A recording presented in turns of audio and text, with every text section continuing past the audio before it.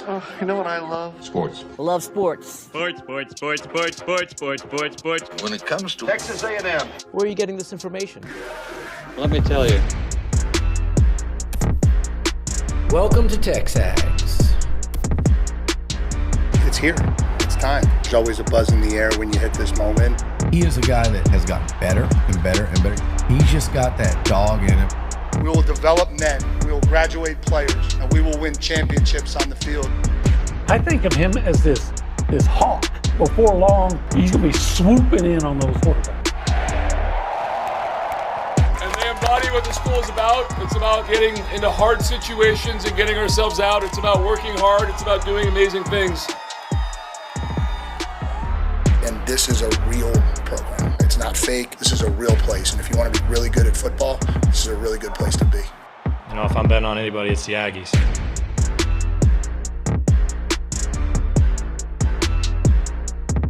BTAOB, welcome into TexAgs Live, everybody. I would say pretty close to a perfect weekend. Not a completely perfect weekend because we didn't get to get the third. We didn't get to get, you know what I mean? Yeah, the they third didn't play game. that third game. But sweep of the two, an offensive beatdown in game two, and then we beat Schloss at his own game in game one. A lot of walks. Yeah. How about that sixth inning? That was awesome. Well, which inning did you celebrate most? That sixth inning to which you just referred to in game one? Was that what you were talking about? Yeah, I was talking about that one. Or that first inning in game two? That first inning in game two is probably the one I celebrated the most. But really, I think the most important play of the entire weekend, and I'm not saying the turning point, the most important play. All right. Eighth inning, excuse me, where they review the steal at second. They call them out. They review it. Safe. Yeah. What happens after that? An error at first. The run scores. A&M is up 9-6. Texas hits back-to-back homers in the top of the ninth. And had they not reviewed it, B, had the error not happened, we're going into extras. Well, that with was Texas. Sorrell, right? Yeah. And he knew he was safe. He knew. He said, "No, as soon review as it.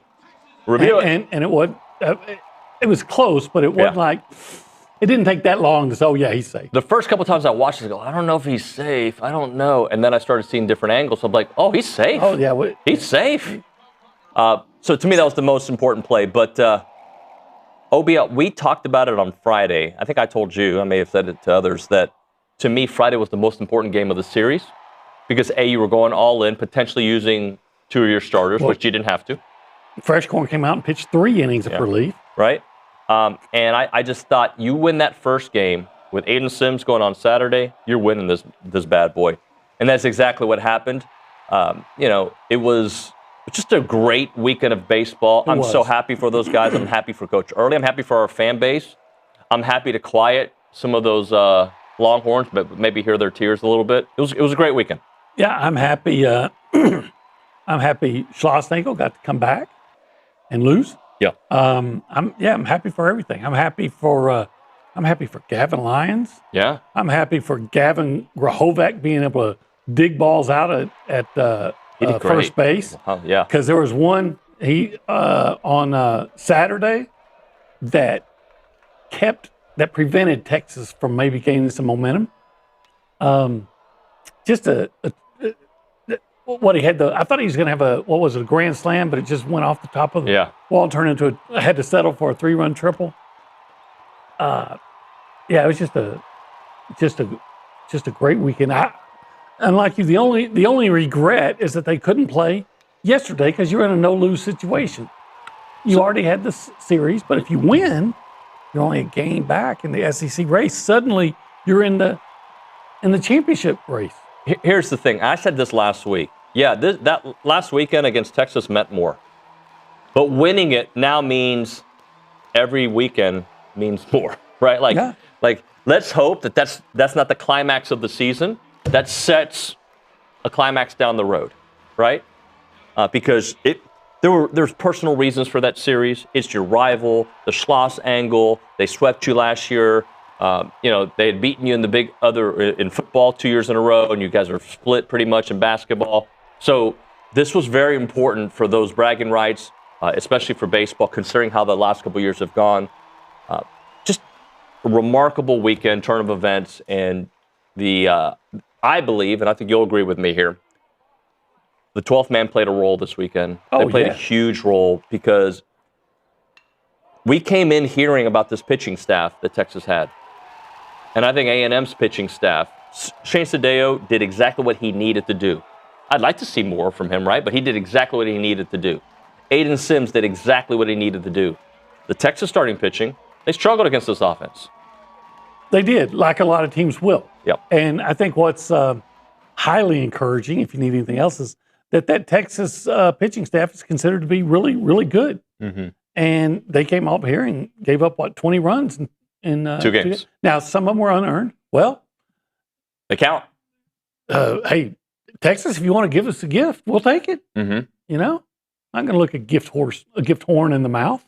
Was it 13 walks over the couple of games? Like, that's a lot of walks. Yeah. Shows a lot of discipline at the plate. And you know what? Plays into those walks is a lineup that's getting hits. Yep. So now you got a pitcher that's kind of worried about it, and he's trying to paint corners, and he's missing because he knows if he makes a mistake, it might be bouncing off the wall. I remember thinking, man, I wonder what Monday's going to feel like. Either it's going to be a glorious Monday. It's glorious. Or it's going to be a PO'd Monday, right? Yeah. And we're getting a glorious Monday. It's glorious. Yeah. And I see the comments. I see what people say. This is A&M Super Bowl. Whatever, bro. Like, I don't know if you look at, I don't know how many years we can go back. Nick, you're more of a historian when it comes to baseball, but A&M has had the better of Texas outside of last season for several years. That's the Texas way. When they lose, they try to discount, like act like it doesn't matter to them. Yeah, it matters to you. I guarantee. Well, why do you think your coach kept going out there and changing pitchers and trying to stay in the game? Yeah. Because it matters. It mattered to, but that's what Texas will do. Oh, yeah, it meant more to you. No, it didn't. Does it mean more than other SEC series? Not statistically, but for walking around the town, for talking to your buddies, for what it means to this rivalry, it absolutely does. Last 10, A&M is ahead 6-4 in the series. Okay, so it's a little closer than I thought. Yeah, like I think back. But eliminated them in the postseason. I go back. You have that on there too, Nick? Yeah, of course. Okay. I go back like 4 or 5 years ago when, they're playing in an elimination game in the College World Series, and A&M wins, right? And I'm thinking, because it was A&M Super Bowl. Like for Texas, they'd act like, it was only the College World Series, but it didn't mean as much to us. That's the way Texas operates. Now with Schloss, Texas some Texas fans. With some Schloss, are all right. A&M has ended Texas's season a couple times since I've been here, twice, right? College World Series and during the 24 run. So a couple times that has happened. And you know what? And they're really good. I mean, not Tyner. What's the name of the Aiden Robbins? Is that right? Yeah. That number 3 hitter. Yeah. Really goodness. Robinson, I think. 4 home runs over the weekend. Yeah. You know what? The Aggies did really well. And I hate that they give up home runs. We all do. And if I covered baseball, which I don't, so I'd probably already know, but I'd go back and I would chart what was the count on every home run. And I bet the majority of them, it's 1 ball and 2 strikes. But anyway, at least when they were giving up the home run, typically it was with the bases empty. Yeah. Carson Tenney had a great series. Aiden Robbins had a great series. That is a legitimate, they were worthy of that ranking. A&M is showing people, I think the national perception now will change for A&M. Now, what do they do from here will determine much more than what one weekend will. But I think people are now going to be like, oh, wait. Coach Earley now has series wins over everybody. He's beaten LSU. He's beaten Tennessee. He's beaten Texas. He's beaten Vanderbilt. He's beaten a lot of big teams, Nick. A&M is now a top 10 team, by the way. New D1 poll came out. A&M is now 10th in the country, according to D1 Baseball. I don't care. Rankings mean nothing to me. Yeah. You know what I care about? They got LSU this week, right? Yeah. So you just took care of the Wicked Witch of the West. So now let's go out and beat the Wicked Witch of the East. Yeah. Yeah.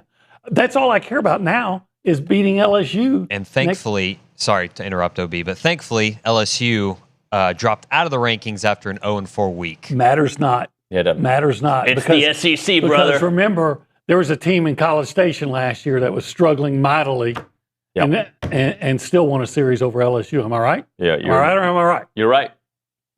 So you're not going to take it for granted. Every series is big and every series is important. Yeah, but man, just how gratifying was it to also, like, on Saturday, we were hanging out and just seeing how,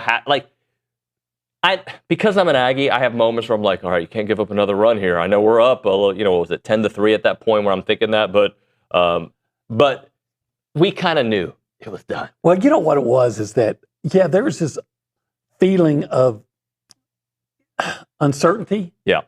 Because we've seen A&M's bullpen collapse at times. And yet, Gavin Lyons comes in Saturday, right? Mm-hmm. And he just shuts the door. He shuts the freaking door. What was he give up, like 3 hits over 4 2/3? 4 1/3 innings pitched, 3 hits, 1 run, no walks, 5 strikeouts. You know what? I'll take that every time. I'll take that line every time. Yeah, I'll take it as well. But how do the people feel? Oh, they feel good. Do they? Especially that looked like 12-year-old kid. He may have, of all Aggies, he may have had the best week. The 12-year-old kid that you were, or I say he's 12. I don't know. I don't know how you should have got his name. That you were interviewing. So for those who didn't see it, I don't know. Are we allowed to play that on the air? Why not? Is that allowable? I don't know, but they can go find it on TexAgs.com, or Twitter, or YouTube channel. He said ass. He said, I guess we can play it now. Sorry, I mean. But that was not rehearsed. That was not planned. It was awesome. I saw his family. They were kind of watching us do these interviews. They've never been more proud. Were you there when it happened? No, but I know as a parent, they've never been more proud. They were like, you could tell he wanted. I said, hey, do you want to do some TV? I called it TV.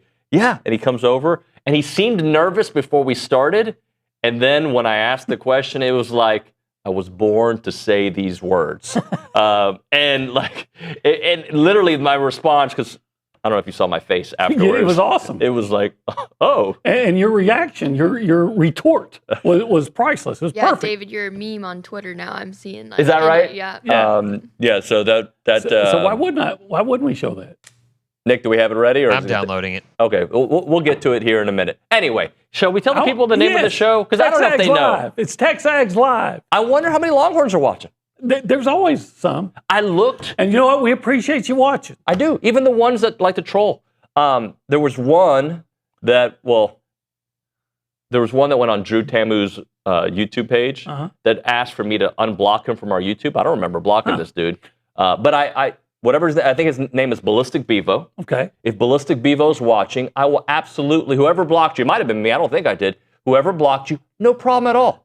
All you got to do is come by the TexAgs offices, shake my hand in person. I'll do it right there. And you know what? Hey, for all you Texas fans that are watching, if you want to be part of the show, look on your screen. And it's right there. See, you can read it right there at the bottom there, of the bottom of the screen, right there. Where is it? Oh, yeah, I didn't see it. Right there at the bottom of the screen. I see your 2 fingers, it's almost like, what are you doing there? I'm just showing them right there where they can tag us. Where they can get in touch with us. That's the Buppy's Catering and Bartending hotline, 979-693-1150. You can text that number as well. I forgot the name of that text line. That is the Catalyst Pure Performance Energy text line. Yeah. Speaking of catalysts, there were a bunch of catalysts this week. Oh, we're going to go through some of those. I think we told the people that the show's called TexAgs Live. Yeah. But it's presented by Rollo and David. Yeah, you're right. Discombobulated. David Gardner's Jewelers, a gem of a guy. Yeah, in the Rollo Insurance Studio. And this hour has a name. We call it the Go Hour. Presented by the Warehouse at CC Creations. That's right. Let's go around the room. We've already talked to Nick, but I want to say hi to Nick. We went straight to business. Hello, business time, Nick. Howdy, guys. Hey, buddy. Hey, so I got to go to the Friday game, didn't make it to the Saturday game, but I watched it on TV. But Friday, man, definitely up there with that super regional game against Oregon a few years back in terms of atmosphere. I think, David, how much you talked all week about how keeping it not classy, but the perfect amount of hate. You know what I mean? Right. I feel like Aggie fans, 12th man, reached that perfectly. It was a very hostile environment. Love that we dropped the horses laughed and picked up the booze. That needed to happen. But yeah, they did a great job. And my standout player of the weekend, man, is Gavin Grahovac. Oh, yeah. Every ball off of his bat sounded like a nuclear bomb going off. Like everything was hit hard. Like you mentioned, OB, he missed a grand slam by a few feet, 3 extra base hits, 2 of them are triples. He drives in 5, scores 4 runs. You could tell it meant a little bit more to him. And don't don't discount that play he made at first base to deny Texas getting any momentum going. Yeah. Because that's the kind of thing, what if they have a walk or two and then you get exactly right. You get an error, and then that's the way things build up, and that was as good a defensive play at first base as you'll see. Yeah, it's but man, oh man. And going back to what he was talking about, I like to keep it classy. I don't mind a little bit of hate, right? Like, but I don't want a gentleman stopped me with his wife. I think Luke was with me. I don't think you were with me, OB, after when we were doing these interviews, and he said that some Longhorn fan put his hands on his wife or something. Oh. Which that's grounds for dismissal immediately, like in multiple ways. But I would like for Texas fans to leave saying, yeah, that was hostile, but the people were cool, right? I like when people are like, yeah, we'll talk trash to each other, but handshake as we leave. That's what I talk about being classy. The problem with that, because I heard there was a guy, and I don't know why Aggies are selling their tickets to the Longhorns, but there was a guy sitting in front of me, and Texas guy, and he was complaining about some of the things that were said and whatever, and maybe somebody went over the line, but I also understand that the way Texas fans act. Mm-hmm. And so it's that whole thing is, are you going to always just take the high road and just try to be better than them? Or are you going to just, if people are going to treat you a certain way, are you going to return it? Good. Are you going to be the same way? Not Goodfellas. What's the movie I'm thinking of? Yes. Untouchable. Untouchable. Tell it to me, OB. If they send one of yours to the hospital, you send one of theirs to the morgue. We're such dorks. That's such a great line. That's the Chicago. That's the A&M way. That's the A&M way. But it's not. I don't want anybody to go to the hospital. No. Usually the A&M fans are above that. Look, you got 70,000 students now. Not everybody's going to follow the doctrine, but I personally prefer no F-bombs, but I know it's going to happen at a sporting event. I prefer, especially if you bring young kids. I hope everybody kept it classy, but I hope it was intense and it felt intense being there. And I know the pitching staff for Texas felt it. Well, I can speak on it on Friday. It felt intense. Yes. And you know what? It was so intense. I wasn't at the game. I was watching on TV, and you could feel it just watching it on television. I can only imagine what it was like, in the event, in the venue. I had a little bit of FOMO. I didn't go on Friday. I went on Saturday. I didn't go on Friday, and I wanted to go on Friday, but my daughters, who have never asked, they'll watch sports with me. Isla asked to watch basketball with me, but I've never had both of them say, hey, Dad, we want to watch the game with you. Yeah. And I was like, I'm going to watch, they wanted to watch every pitch. And then when the tweet went out last night that free for everybody, no matter what, just come on by to Olsen. Nobody will be let go, right? You can come in. We were thinking about going. Even David Nuño at 8:30 at night, bedtime, was like, I guess we got to go. I was going to go up until they pushed the game back to 7:30. At 7:30, I'm thinking, well, it's probably going to be a 4-hour game. And no, but had they started like 6:30, at one time I thought it was going to be 6:30, I would have gone. I would have loved to have been at the game Friday. Of course, it was ring day, and my niece Addison Vega got her ring, and so her parents were up, and we all went to dinner. But her dad, Beto, and I are watching the game, and he didn't go to A&M, but his daughter's, and he's into the game more than I was. Yeah, it was just great, and what a game it was. But why, Aggies? We ask you why. But I ask you why, Aggies? Why do you have to make it so?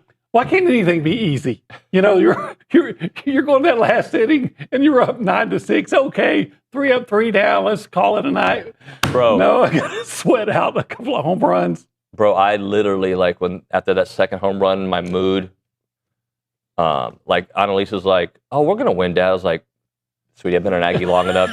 Just don't talk. Just watch. Don't talk. Let's just see what happens. But all's well that ends well. And it ended very well. Yes, it did. We go to the Angry Elephant News and Social Center. Haley Dorsey, other sports. Hey, how are you, by the way? There's a I big one going. wanted to add for baseball though that the most runs that Texas has given up in the SEC series this year is 13, and the Aggies scored 20 in 2 games. 2 games. In Dos Juegos. You know what? In White Oak, that's 10 runs a game. Carry the 2 Pythagoreans. Yeah, you're right. Yeah. And this was also the A&M's first series sweep since 1991 against Texas, which is really awesome. That is great. Yeah. Congratulations. Well, I mean, I'll take it. It's a sweep. 2 games, it's a sweep. They swept the 2. Hey, so what was going on in Oxford this week? Yeah. Yes. Number 13, A&M softball also went on the road and handled business against Ole Miss, completing a series sweep in Oxford, Another sweep. making them 13-12 overall and 11-4 in the SEC. Game 1, they went with a 10-6 win, followed by a 7-5 battle in Game 2, where Kelsey Mathis delivered a career night with 5 RBIs and a home run.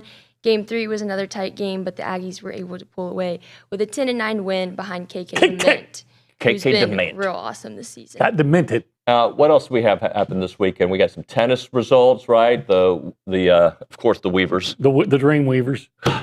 Yes, we also have a lot of basketball transfer portal things that I'm sure y'all will get to, but we have some visitors today. Anthony Robinson II is making a visit today, and also Cade Phillips. Anthony's from Missouri, and Cade is from Tennessee. All right, we'll hit a break here. We'll come back. Turning point. I think there's turning points in each game, right? Okay. So we'll go through that. I think we know Game 2, the turning point. And at some point, Bronny's going to join us at the end of the hour. We'll chit-chat with Bronny some baseball. And we got to get some football in this hour, right? There's never a bad time to talk about football. It's freaking spring football week. It's football. It's going to be a whole week of greatness, right? So, hey, let's talk 1775, shall we? Let's do. I went there Friday. And what'd you order? The sampler. Okay. You made the right play. All right. First of all, I ordered a barbecue, a brisket sandwich, and it was amazing as usual. I mean, not just good, but amazing. Did you finish it?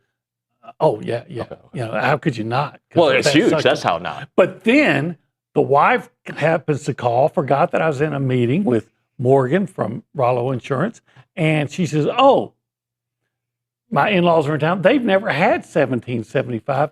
Bring them some 1775 home." So I just got the sampler, and of course, what was their reaction? Oh, they thought it was amazing. Yeah, they said this is enough of a reason to move here. Yeah. Even when their daughter's out of school, well, she still has a couple of years to go. But they were duly impressed, as everyone would be, because they got that succulent brisket. They had the amazing pork ribs. They got some of that incredible jalapeno cheese sausage. Yep. The turkey was in there, and they were my sister-in-law really liked that, and then the queso mac and cheese. You got to have it. Got to have the queso mac and cheese. You can't say no to the queso mac and cheese. One person did. He regretted it. Yeah. I don't know who it was. I mean, his name was Bill or something. He would have regretted it. Yeah, he regretted it. Anyway, go check it out. 1775txbbq.com is the website. 979-492-6241. No jokes, just the facts. It's 1775. It's fantastic, OB. It's good.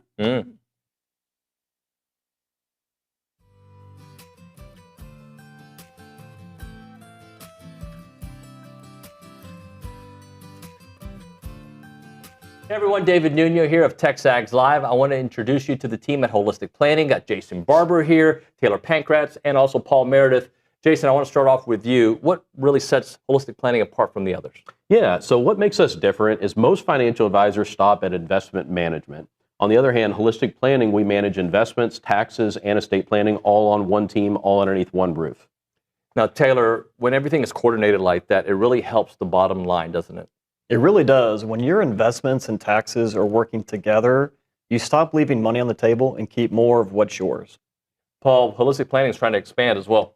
That's true. We just opened our Houston office, and we're looking for people who feel like their advisor isn't seeing the full picture, because that's exactly what we fix. And Jason, there's other opportunities beyond that. Definitely. If you're a financial advisor and you want to join the Holistic Planning team, we're looking to add 50 teams in the next 5 to 10 years. So check out holisticplanning.com/advisors. All right, so if you want a team that actually coordinates everything, go to holisticplanning.com. Aggies, this one is worth it.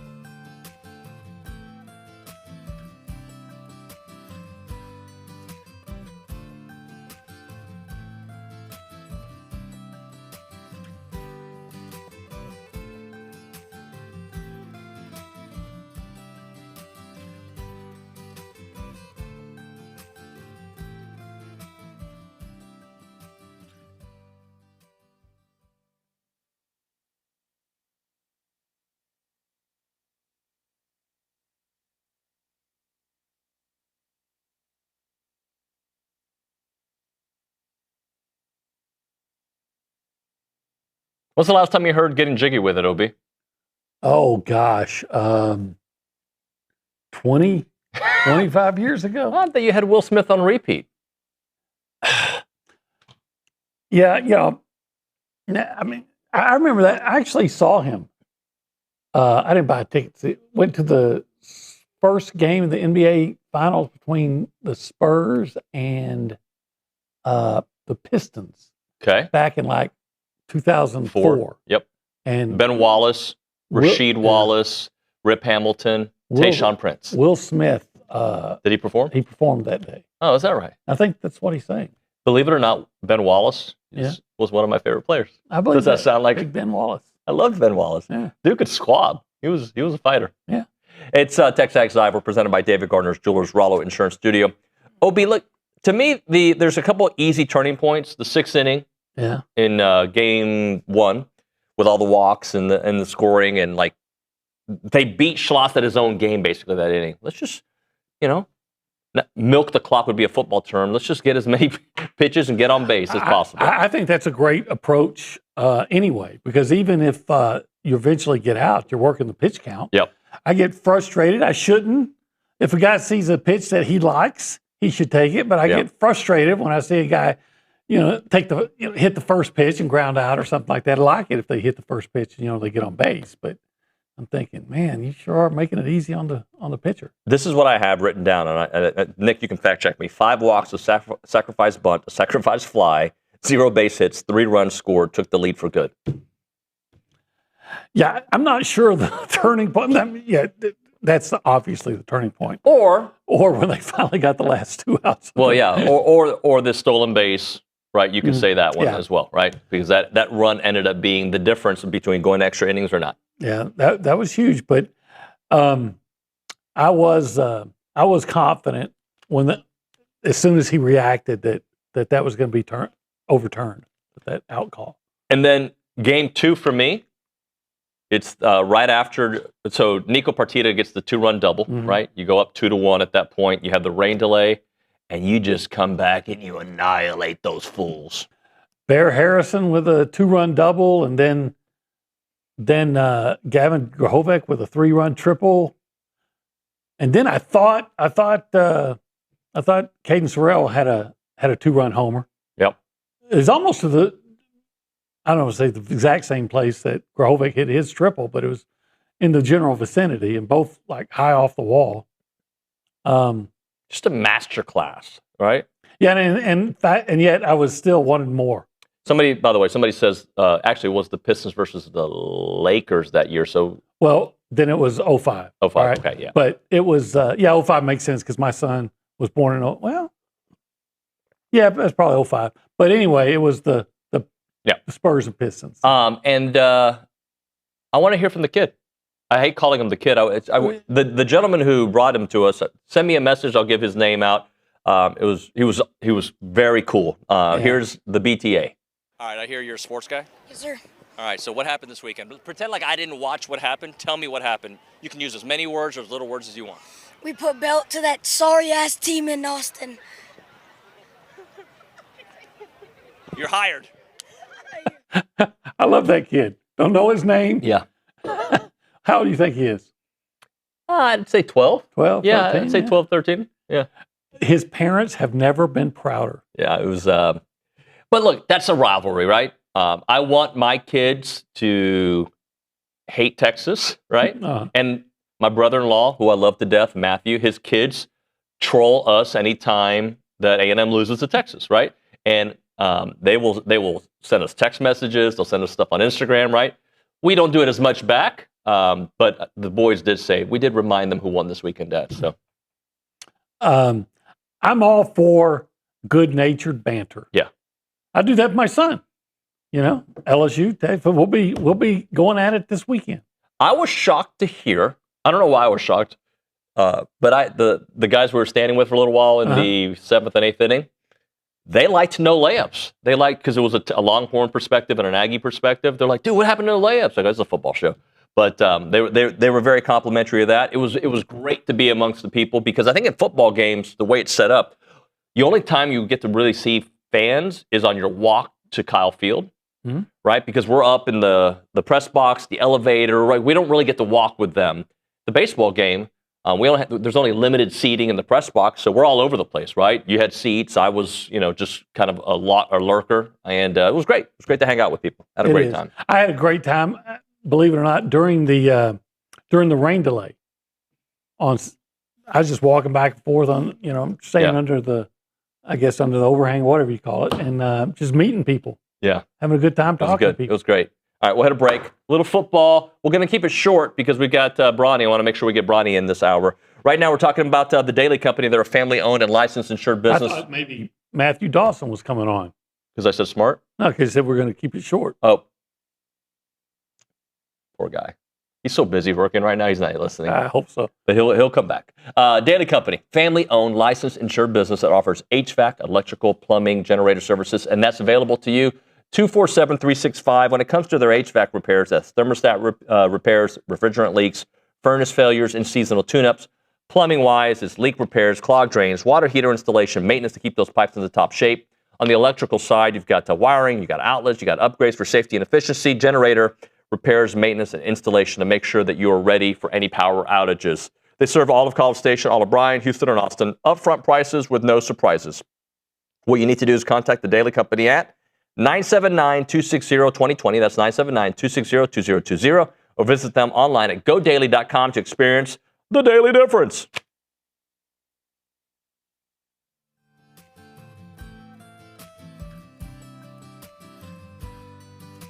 Hey everyone, David Nuño of TexAgs Live, and I'm here with Brandon Moreau of Brazos Valley Floor and Design. They're a family-owned business, and Brandon used to work for the A&M football team, the Texans, you name it.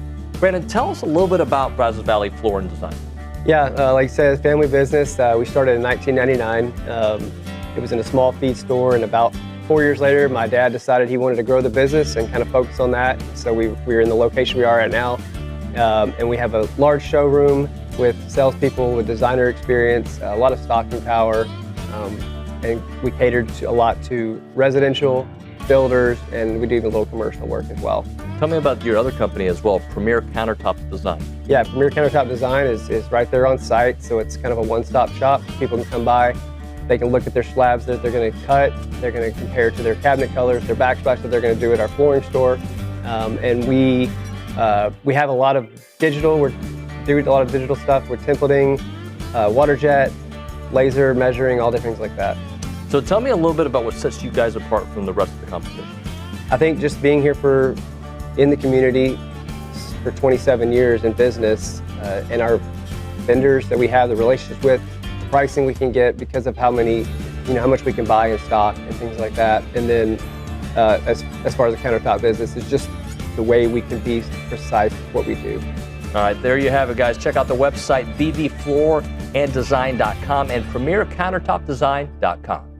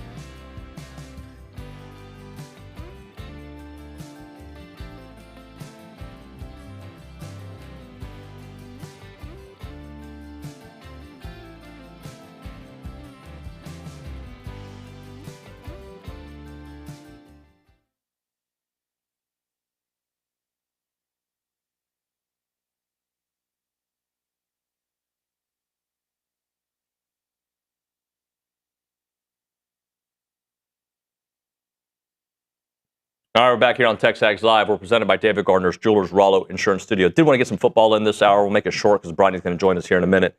OB, this probably is worthy of a longer discussion than I'm going to give it, but just to exercise some conversation.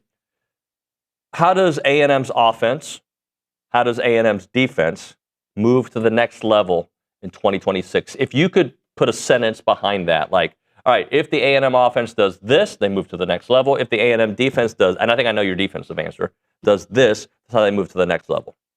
I think on offense, I say reduce turnovers. And defensively, I think it's stop the big plays. Yeah. What do you think? That's what I think. Tighten up that run defense, which of course, I've said it before, it's like good on 9 out of 10 plays. It's just that one play is that time bomb of the big play. But, they're going to have to restock that pass rush. Right. And they got 3 interceptions in a season is just unacceptable. 1 by a defensive back. That's bewildering of a team with 11 wins, right? Mm-hmm. So, but I think the number one, because you still won 11 games, right? So the number one thing I would say is what you just alluded to. Stop giving up the big running plays. You're going to give up some big run, but the volume. The back-breaking big plays. Look, they win the game against. They had a great chance to win the game against Miami if they had played defense on that 70-yard run or whatever it was by Fletcher, like they had the entire game. But it's coming. It's coming. Yeah, and good teams are going to be able to do that from time to time. They just felt like it was a theme. Almost every game you could point to a 30-plus yard run. It didn't matter who the opponent was, Utah State, UTSA, like teams. And yes, Robert Henry ended up being a very good running back, but it just seemed like it was consistent. And I'll add to that, I don't think anybody was surprised that Texas had their best day running the ball against A&M because it just seemed like A&M's, as good as A&M's rush defense was at times, there were moments where that dam would break. So stopping the big play. I'd like to see them, from an offensive perspective, there's a lot of things.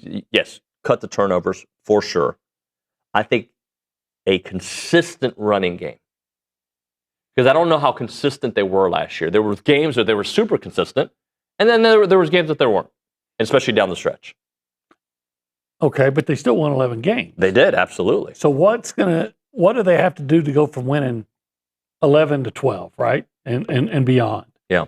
And to me, this is the turnovers, right? Yeah, forcing more turnovers and getting less turnovers and giving up less turnovers. But yeah, again, I think 4 of the interceptions were in the red zone. Yeah. And then remember, it was a fumble, not an interception, but A&M was in a position to score against Miami, like in the first or second quarter, and Marcel was trying to roll to his left. Probably should have either run or just taken a knee and taken the loss. Remember, he looked like he was going to try to throw, and he got hit, and they fumbled. Yep. And he fumbled, and they lost that opportunity. Look, it was the interception that it wasn't in the red zone because they're at the 21. That on the play that I thought Colin did a great job, but I thought that was a bad choice of play against Auburn. I agree with you on that one. There's just too many moving parts when you don't have to. You don't have to. And same kind of against South Carolina when they almost gave it away. When they're there at the 1 and they come some kind of cockamamie. What are you doing? What are you doing there? Yeah. So I think with some smarter play calling at times. Yeah. And then just and I know they're putting an emphasis on ball security. So if you do that, I'm going to add one more to this. Okay. And I don't think it's as sexy and as important, but special teams.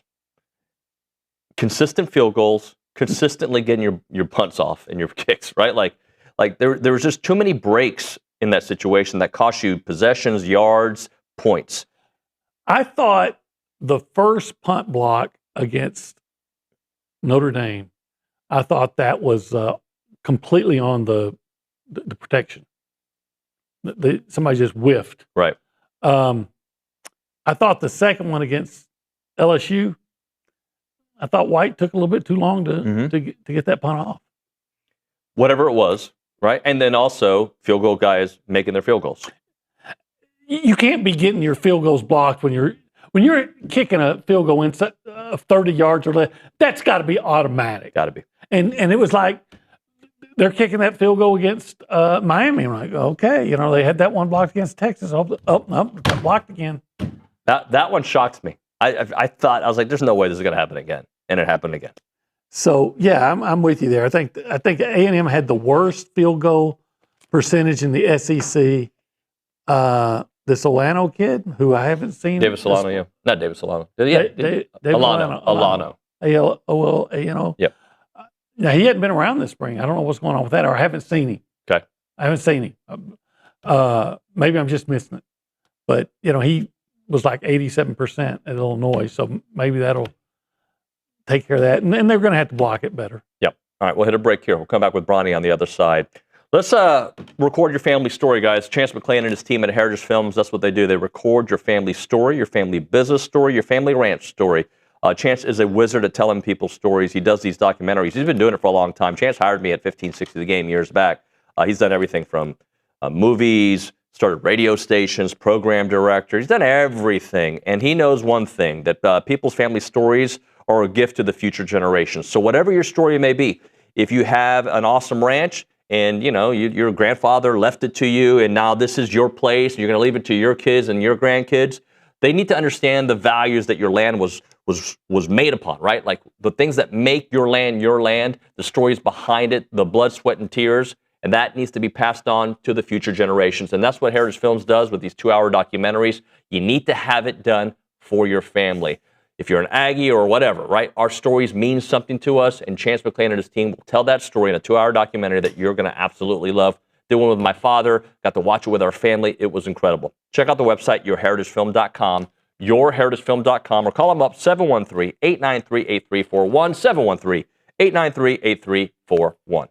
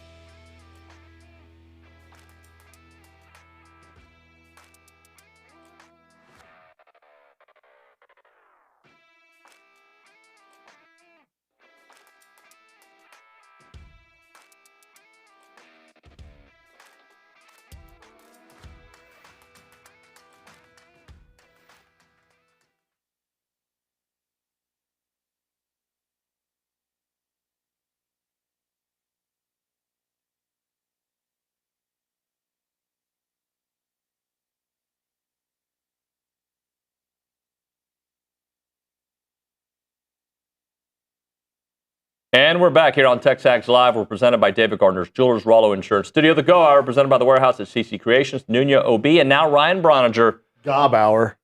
Sitting here between Travis Tritt and Desi Arnaz. What a Monday morning. Thank you. He looks more like Julio Iglesias. And you look like, what's the guy from over to the top? He looks like Bull Hurley? Bull Hurley. Bull Hurley, yeah. What's up, Bull? How are you? Hey, I'll take a Bull Hurley.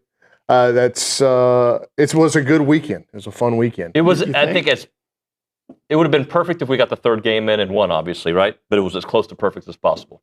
Yeah, I mean, 2 wins, 2 SEC wins, and I heard y'all talking about the difference between, these are SEC wins, and but they meant more to a lot of people. And it was clear on Friday night, you walked into that ballpark, and we said it there in baseball hour, there were going to be a lot of people that went into that ballpark with stuff that they needed to get off their chest that had been sitting on there for 2 years, and boy, did they ever get it out, right?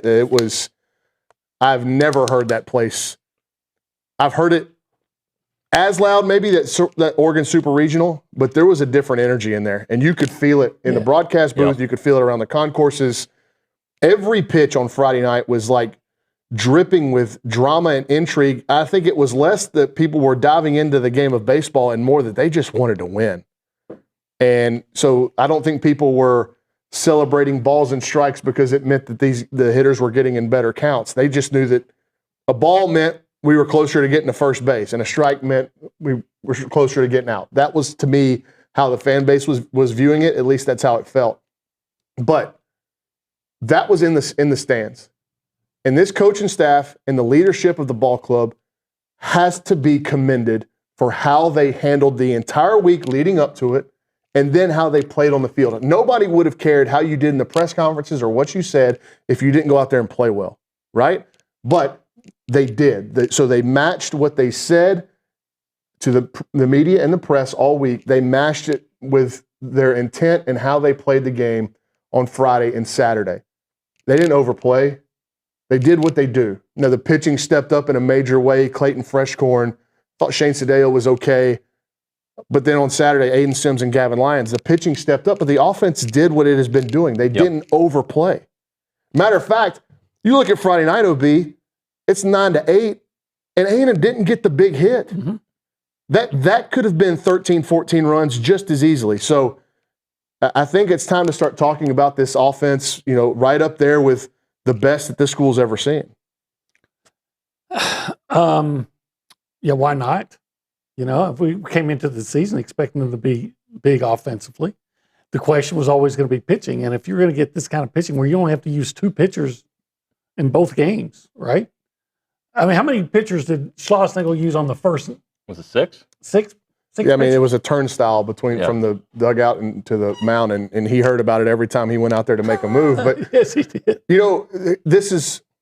We're going to get into, I wish I had more time to get into it. If you're a fan of B-Team, we're going to talk a lot about what we saw over the course of the weekend and tomorrow's edition of the B-Team, just because we're a little bit short of time and Coach Earley's waiting in the wings. So I won't have a lot of time to break this down.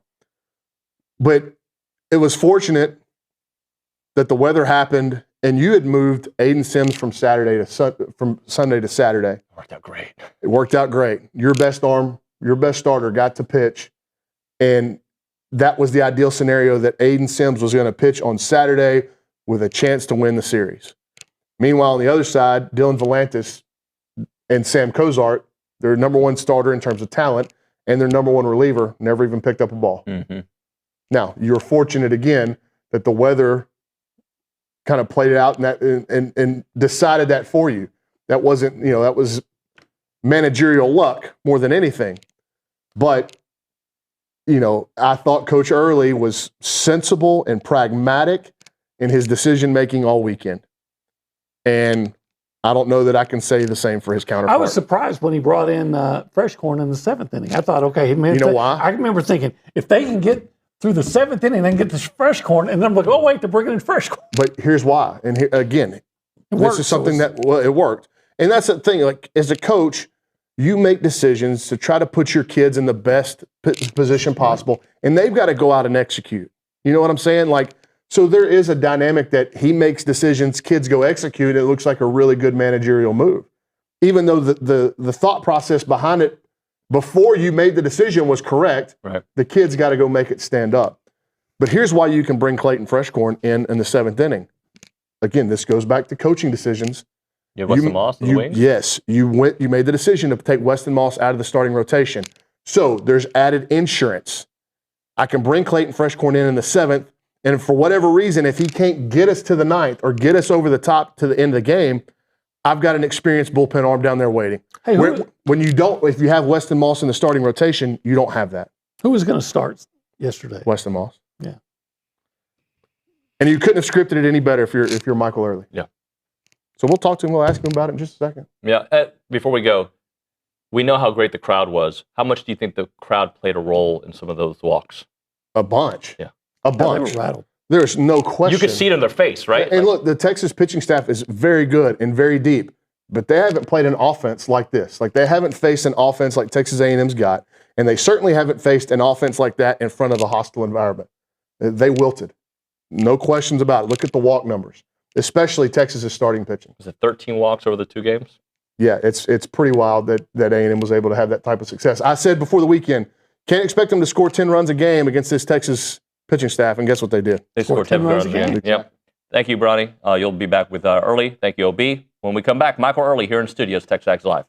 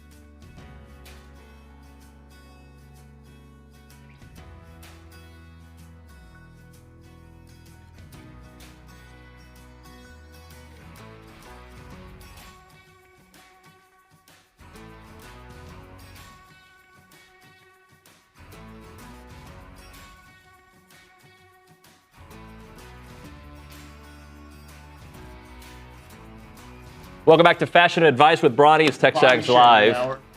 We're presented by David Gardner's Jewelers, Rollo Insurance Studio. Time to talk a little baseball. Michael Earley is in studio. Coach Earley, thank you so much for joining us. How are you, sir? I'm slightly tired, but I'm doing. Yeah, it was a long day at the ballpark, but doing well. It was a good weekend.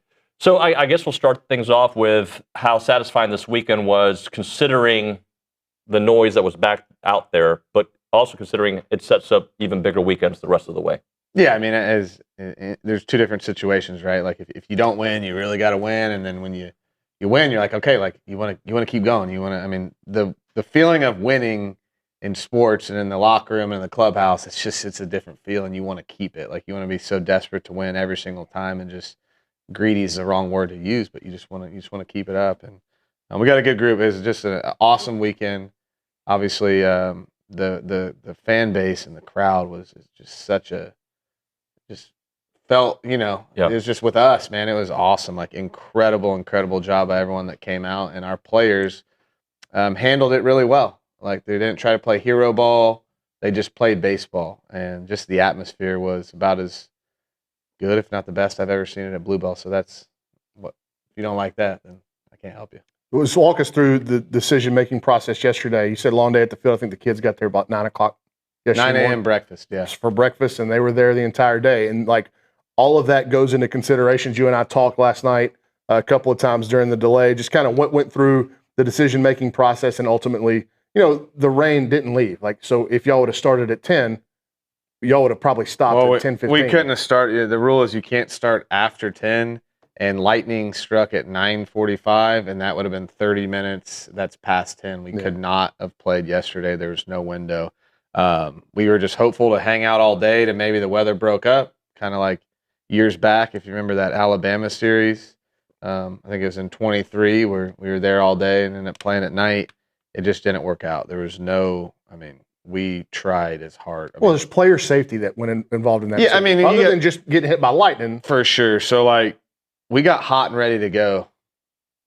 And then we took, I don't know how many hours off, and we got hot and ready to go again, and then took 2 hours off. And then it got to the point where Weston Moss is starting to warm up, and then we have a lightning strike. And it was just like, man, like, come on. Like, it's not smart. Like, we got a lot to play for. We got a lot of really good players. They got a lot of really good players. In the end, that call didn't really matter because lightning struck at 9:45 and 9:55, and we would not have been able to play.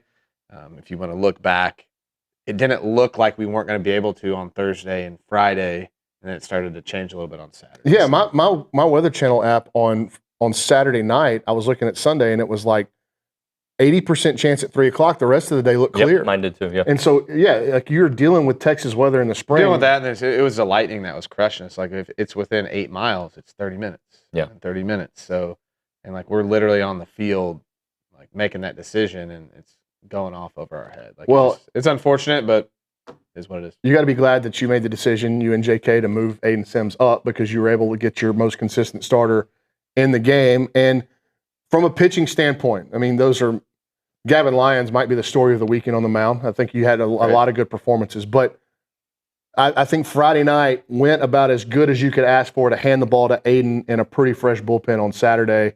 Was that kind of the thought process? Like, this is kind of how it needs to look. Ideally, we hand the ball to Aiden, and we've got a lot of momentum behind us with a Friday night win. We can throw 4 pitchers in 2 games. We'll take that a lot. Yeah, it went how we wanted it to go.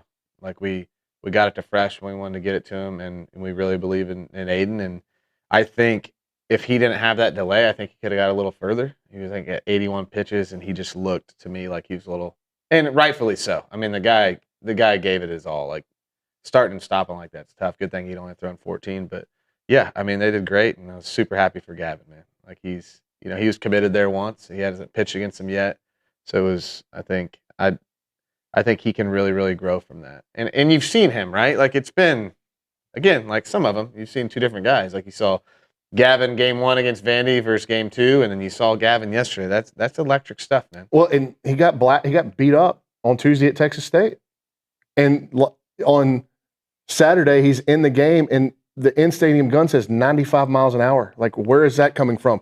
He threw 55 pitches. 52 of them were fastballs against one of the better lineups in the country. Like, if that kid can't grab some confidence off of that, like it'd been impossible to ever give it to him. Yeah, I talked to him after, and he's great. I was like, hey man, like that's the guy we need. Like it shouldn't take that crowd in Texas for you to throw like that. He said it wasn't that, coach. I'm just trending up. I was like, all right. That's a great answer. Let's keep trending up. So I'm just really happy for him. I'm a huge fan of that kid. Like most of our guys, Gavin was the first guy to commit in my office. So I always like when he does well. Speaking of the delay offensively, I mean, sometimes teams lose their edge.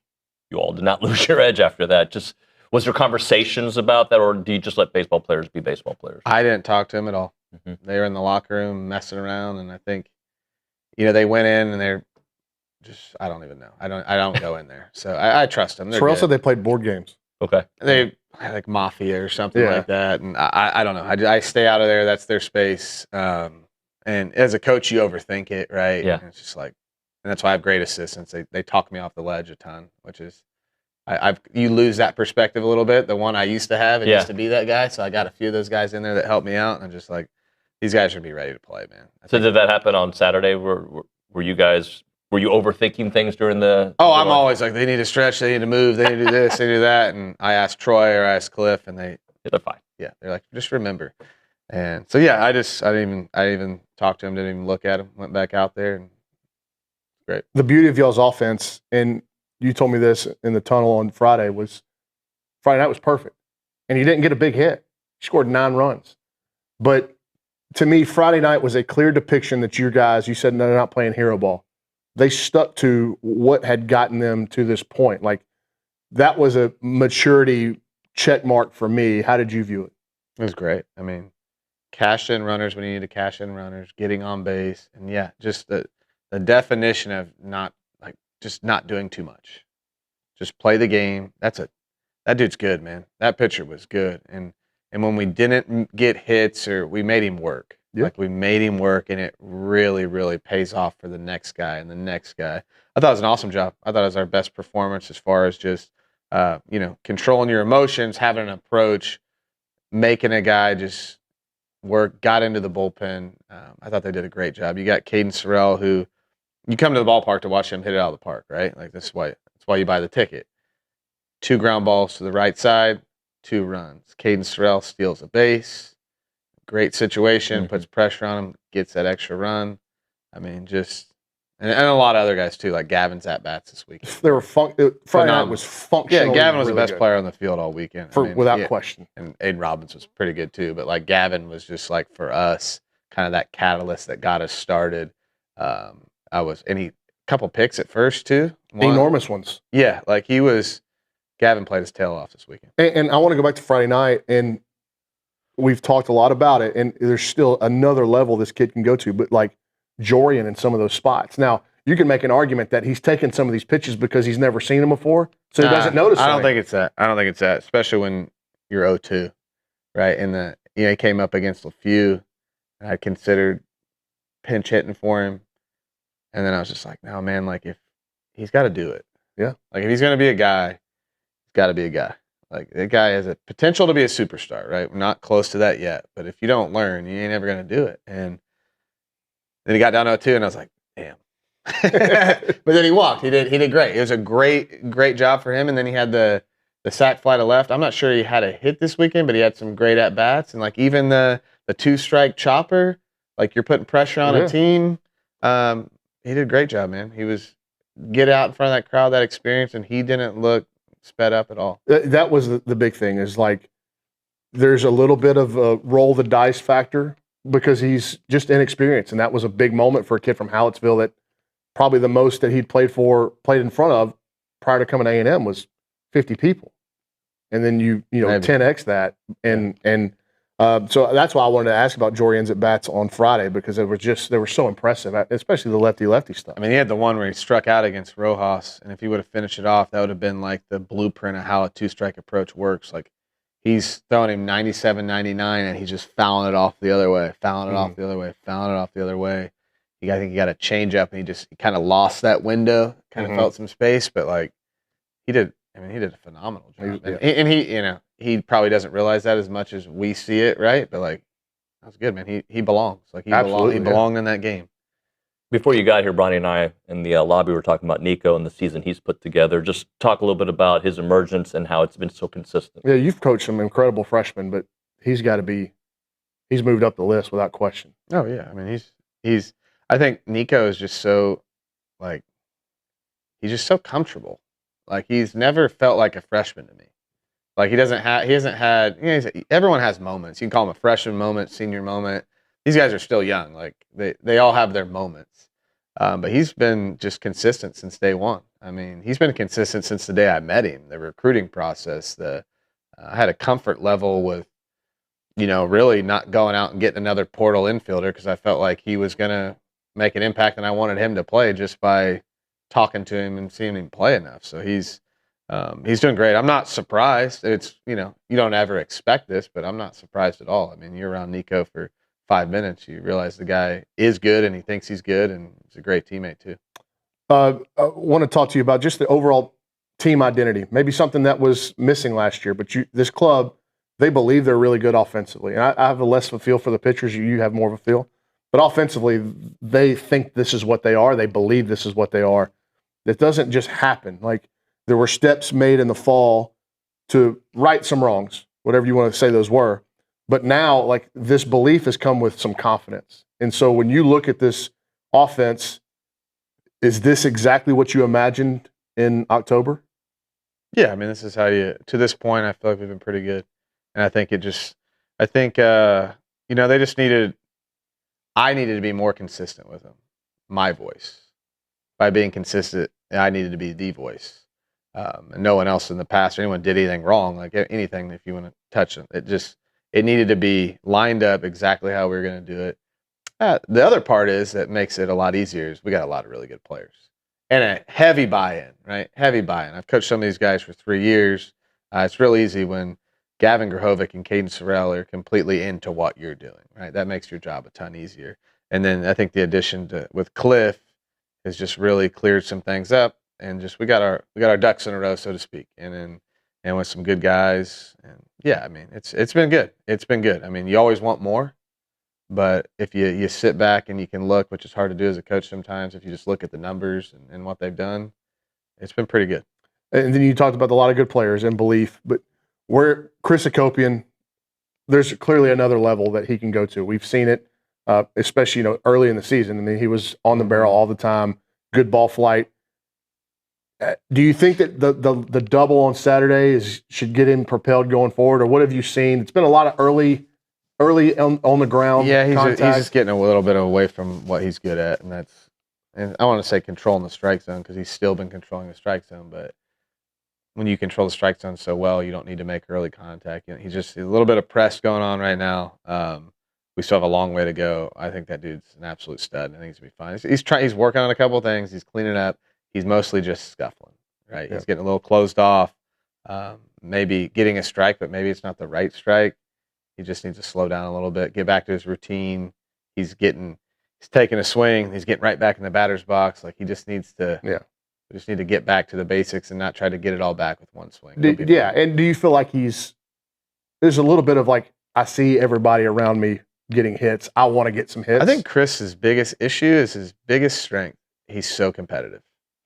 So I'll take that all day. Yeah. And a lot of them are like that. So like now he's competing himself out of his skill, if that makes sense. He's just trying to fight the guy and fight the ball instead of he'll be good. He's great, man. Like mentally, how hitters are. Yeah. Sometimes the next day they're just miserable to be around. Like what a great teammate. He's been awesome. So and stuff like that you see behind the scenes from a mental standpoint gives me every reason to believe that he's going to be fine. He will be fine. We're going to be in here hopefully sometime soon. And you're like, oh, there it is. Because I'm telling you, this dude he's the real deal. He's just got to get back to the basics.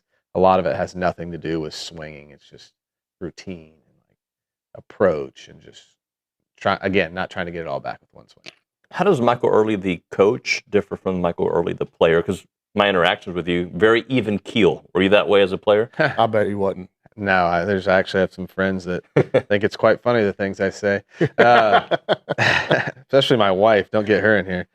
Somehow she made it through the minor leagues with me, which is not sure how that happened. I saw Lisa yesterday in the club, and I was on my way to find him just to get an update about what was going on. And she was like, well, you have to ask him because I think I'm at my question limit already today. She doesn't hesitate to ask me if we're playing or not, which is great. But yeah, I mean, I teach a ton off my failures. Mentally, not great. Yeah, I mean, a lot of stuff that I think you shouldn't do, I probably did, right? You know, just like everyone else. But I wasn't like a player that was so good. I learned a lot by failing, right? So you see a lot, and from a mental standpoint, that's why I really try to help people as much as I can. It's definitely changed now, but I know if I can impact a guy or say something to him, I know my words carry more weight, right? So just try to touch base with those guys, but definitely teach off more of what I did not do well, as opposed to, Cliff can teach off a lot of stuff he really did well, right? And he's the same way too. Like Cliff was a grinder player just at another level. So he's failed a ton. And I think any coach, no one's that good, right? And it's hard to, sometimes people just do it and they don't know how they do it. I think guys that can really help people are like, this is what I would have done, or this is what I should have done. And you just kind of gain a perspective. From sometimes being overly talented makes you not as capable of a coach, because you could show up and do it, and you can't explain why I was so good or what I did to make me so good. And that's why I was the same way. Like, I'm a much better coach than I was a player because I was no good as a player. So I had to learn things. You had to learn things, to try to get a competitive edge. Real quick, Tuesday night, U of H. Have you thought about how you're going to manage that one, because you didn't get a lot of guys in the game this weekend on the mound? I have not thought about it at all, to be honest with you. I mean, 12 and a half hours at the park yesterday. I could not sleep last night. I'm going to think about it here in about 30 minutes, though. Okay. But yeah, I mean, you want guys to pitch. It's just that balance, Tuesday and the weekend, right? We're not looking ahead, but you have to be aware of the weekend. A road trip to Baton Rouge gets your attention. Yeah. So it's like, yeah, I mean, you want guys to play, you want guys to pitch, but you want to win, and we're going to play every game like we want to win, but also we're going to be I want to say smart. Like, we're always smart, but I mean, yeah, we're going out, we're attacking them. We want to beat them as much as we want to beat Texas if we played yesterday. Yeah, and it's you win a series against Texas, and here's your reward: road trip to Baton Rouge, road trip to Gainesville, back to back. These are, all of the SEC dates are important, but it feels like this is, and you have commended your group on their maturity all year. But I think it would probably help whether they were mature or not, that you win a series against Texas and everything that comes with that, and then you turn around and you go play at Alex Box.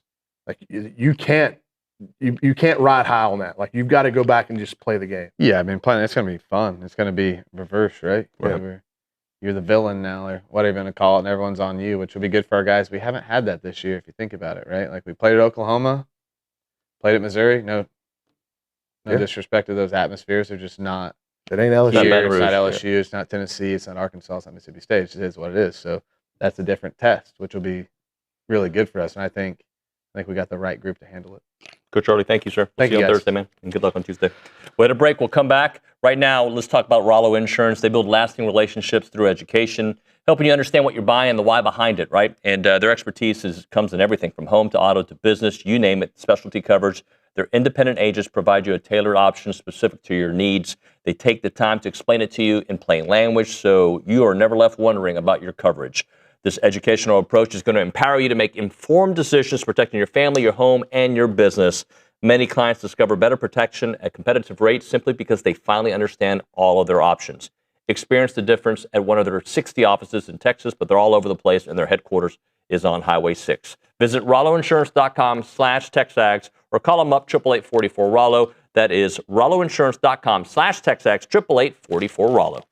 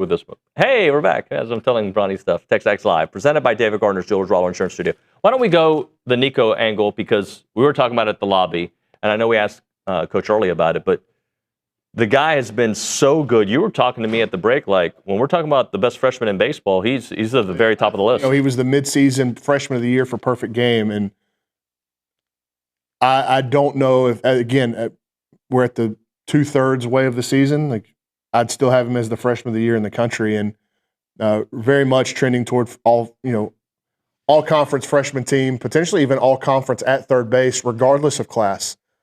He has been truly, truly special, and I'm so glad they never made the decision to try to have him pitch and hit, because what we're seeing defensively, offensively, the enormous impact that he's had on this team is hard to describe, and it's hard to quantify how much of this would be taken away if he was trying to split time with pitching as well. But this is a true freshman that has come in, and like, there's been expectations on Nico since he was a sophomore in high school at Pearland, where they go to back-to-back state titles. He's 3-time first-team All-State. He wins a state championship as a junior. Like, there were people that are unable to continue that at the next level, not because of the talent, just because the situation of college baseball and trying to play in the SEC overwhelms guys. Mm-hmm. And Nico's interesting because Nico doesn't look like Jace Lavalette as a freshman. He doesn't look like Gavin Grahovic did as a freshman, or even Caden Sorrell. Nico's a different body type. Like, he's kind of shorter, sawed off, but man, the tools, when you watch him play, you're like, how does he do that in that body? Like, he moves well. He is so connected in his swing, and he's got such a pure, clean approach. And it's not just like base hit guy. Like, he gets a bunch of base hits, but he also has huge doubles, and he's hit 10 home runs already. He is a truly special talent. And I was talking to somebody in the booth this weekend about Nico as a professional prospect, and I was like, it's kind of like Drew Burris at Georgia Tech, who burst onto the scene as a freshman and hit a ton of home runs.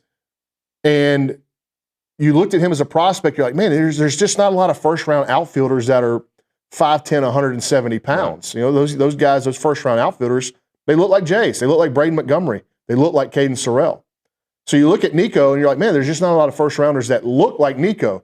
But at some point, production overcomes prospect. So Drew Burris has done it for 3 years in the ACC as one of the best hitters in the country. So as an evaluator, a scout, you kind of scrap all the stuff that you're typically looking for physically in an outfielder, and you say, I've got 3 years of data that says this guy's a good player. I don't care if he's 5'10" or 6'5". You're starting to accumulate that with Nico. And Nico does have some real talent. Obviously, the arm talent is there. It's like almost an 80-grade infield arm, which is the best that you can have. But you're looking at bat to ball, power, feel for the game, all of that stuff now. I don't care if he looks like me.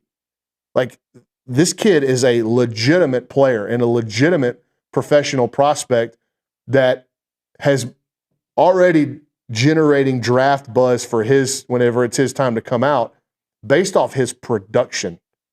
And that's the beauty of what Nico has done. And, for him to maintain it, it's a big ask for a true freshman to hit, 340 with 10 home runs. Yep. And, if he's going to hit in that ballpark and 15 to 20 home runs, that's an incredible freshman season, especially given how he's playing defense. But man, he's been so fun to watch. And one of the bigger swings of the weekend, he homers off of Ruger Riojas to give A&M the lead on Friday. And then in the bottom of the first on Saturday, right before the rains hit, he's got the double to give A&M the lead. So not only is he getting, hitting home runs and extra base hits and driving in runs, they're important ones at critical junctures of a game. What does a win this series do in multiple areas for the team, the clubhouse, right? What does it do to the national media who had opinions about this program? And what does it do to our fan base, right? Because there was a lot of doubt, and it seems like that doubt is starting to change. Yeah, that's kind of a loaded question. There's a lot of nuance to it. But what I was most impressed by and most happy with was something I said at the end of the go hour, was just how they played. Mm-hmm. And Coach Earley immediately said it, like, the guys didn't try to play hero ball. They went and just played the game of baseball, which is exactly what they said they were going to do. in their plan leading up to the series against Texas. When there's so much drama and intrigue and emotion in the 7,500 people that are there, you have to remove yourself from it and play the game. A lot of times, like, that environment can create pressure for the home team. All these people are out here and they are and they are angry. We need to win. So there's a lot of pressure internally that can be created. You never saw that. The way this team approached the series was more calm, more level-headed. They played much more like themselves than Texas did. No questions asked. And Michael Earley should be given credit for that. So should the leadership of the team. I don't know that Coach Earley made like any of these brilliant managerial decisions throughout the course of those two games, but he was pragmatic and he was sensible, and his players stepped up whenever he gave them the ball or called upon them. TK had been out for a while. He decides to go with TK. Has a bad bunt on Friday night, but outside of that, TK was solid, getting on base, putting pressure on the Texas defense, and played a good left field. He gives Jorian Wilson the start. Like, that's a big atmosphere for Jorian. And like you said, he goes, at some point, you just got to throw him in the grease. And Jorian didn't get any hits, but you could tell, like, big sack fly, though. It wasn't too big for Jorian. The moment wasn't too big for Jorian Wilson. Even though he probably wanted to get some hits, he should be brimming with confidence after his weekend.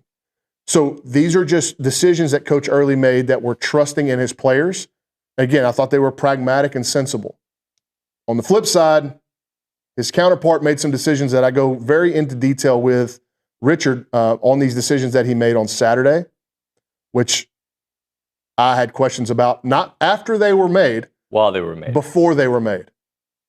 You can go listen to the broadcast, and I was on the call with Monaco, and I was like, I don't understand why this is happening. Like, he went back to Luke Harrison, which is fine, but his situation was very different than Aiden Sims. You're a physical, like you like reading about central nervous system spikes and what it does to your body and the effects that it has. Luke Harrison's central nervous system rockets up to get ready to pitch, and then he's in a second and third, one out situation against TK. Skies open up. Got to go calm down. Okay, I don't get to go calm down and kind of reset the inning. I've got to go right back at their central nervous spike again. I thought he should have been out of the game after Bear Harrison's double, but he wasn't. And then it goes walk to Boston Kellner, triple to Gavin Grahovic, double to Caden Sorrell, and then he's out of the game. That was my opinion before it all happened. Right. Then Texas starts rolling in these bullpen arms, and what's happening? They were really good, and they start getting zeros. And they don't let an 8-1 lead balloon to 12-1. Right. So the bullpen arms, especially Max Grubbs, who was really good against Texas A&M last year in Austin, they roll him out of the bullpen as the first guy on Saturday, and he completely calms the storm. And, Aiden Sims was different because Aiden Sims got to start clean and start fresh. He had a huge break, but he had only thrown 14 pitches, and that's not a killer in terms of your central nervous system. And the fact that he got to start an inning clean. So mentally, he's not going through pressure-packed pitches. These are not strenuous pitches on his mind and his body. I get to go start the inning clean. So I thought it was important for Aiden Sims to just find some rhythm of the game again, and I thought you could get longer life out of him than Texas was going to be able to get out of Harrison, and that proved to be true because he got a fresh inning, and he just needed to get back into game flow. All that happened. There was some other decisions that I thought were head-scratching to me from the Texas end, but I was really happy with how the entire A&M baseball staff and players handled the whole thing. Very, very good, very mature. And like I was telling Coach earlier, your reward for winning a highly publicized, highly emotional series against Texas at home is you get to go now back-to-back series on the road at last year's national champion and Florida, a perennial national championship contender who's figuring some stuff out. That's life in this league. So if you think you've got a mature club, and they've given us every indication that they do, got to do it again. You got to go out and do it again. And how quickly can you turn the page, even from Saturday night to Tuesday against U of H? And if you walk into Baton Rouge and if you don't handle taking care of like the game of baseball, and you think that, oh, we beat Texas and we're supposed to go in here and beat LSU, it ain't going to work. I don't care what the win-loss column says for LSU. They've got an elite Friday night starter. Mm-hmm. They've got a uber-talented Saturday starter. they can beat you, and especially in that place. So it shouldn't be hard to get to this team to refocus their attention because it's LSU at Alex Box. But that's life in this league, man. You can't ride too high or too low. You better get the heart rate right back even and go back to work. Ronnie, thank you, sir. Yep. When we come back, Tana McKay, equestrian SEC champs, going to be here in studio. Right now, if you're looking for real peace of mind when it comes to your money, check out Aggie-owned Paragon Financial Advisors. They're an independent fiduciary serving clients all across Texas. No sales pitches, no commissions, just honest financial planning and investment management. And what really sets them apart is the over 9 CFPs, the CFA, and the CPA on staff. They take their credentials seriously, and they work tirelessly to help you build a future that you can feel really good about. Go to paragon-adv.com or give them a call, 979-693-3907, to schedule your free consultation today. It is Paragon Financial Advisors. Integrity, expertise, and trust. Paragon Financial Advisors.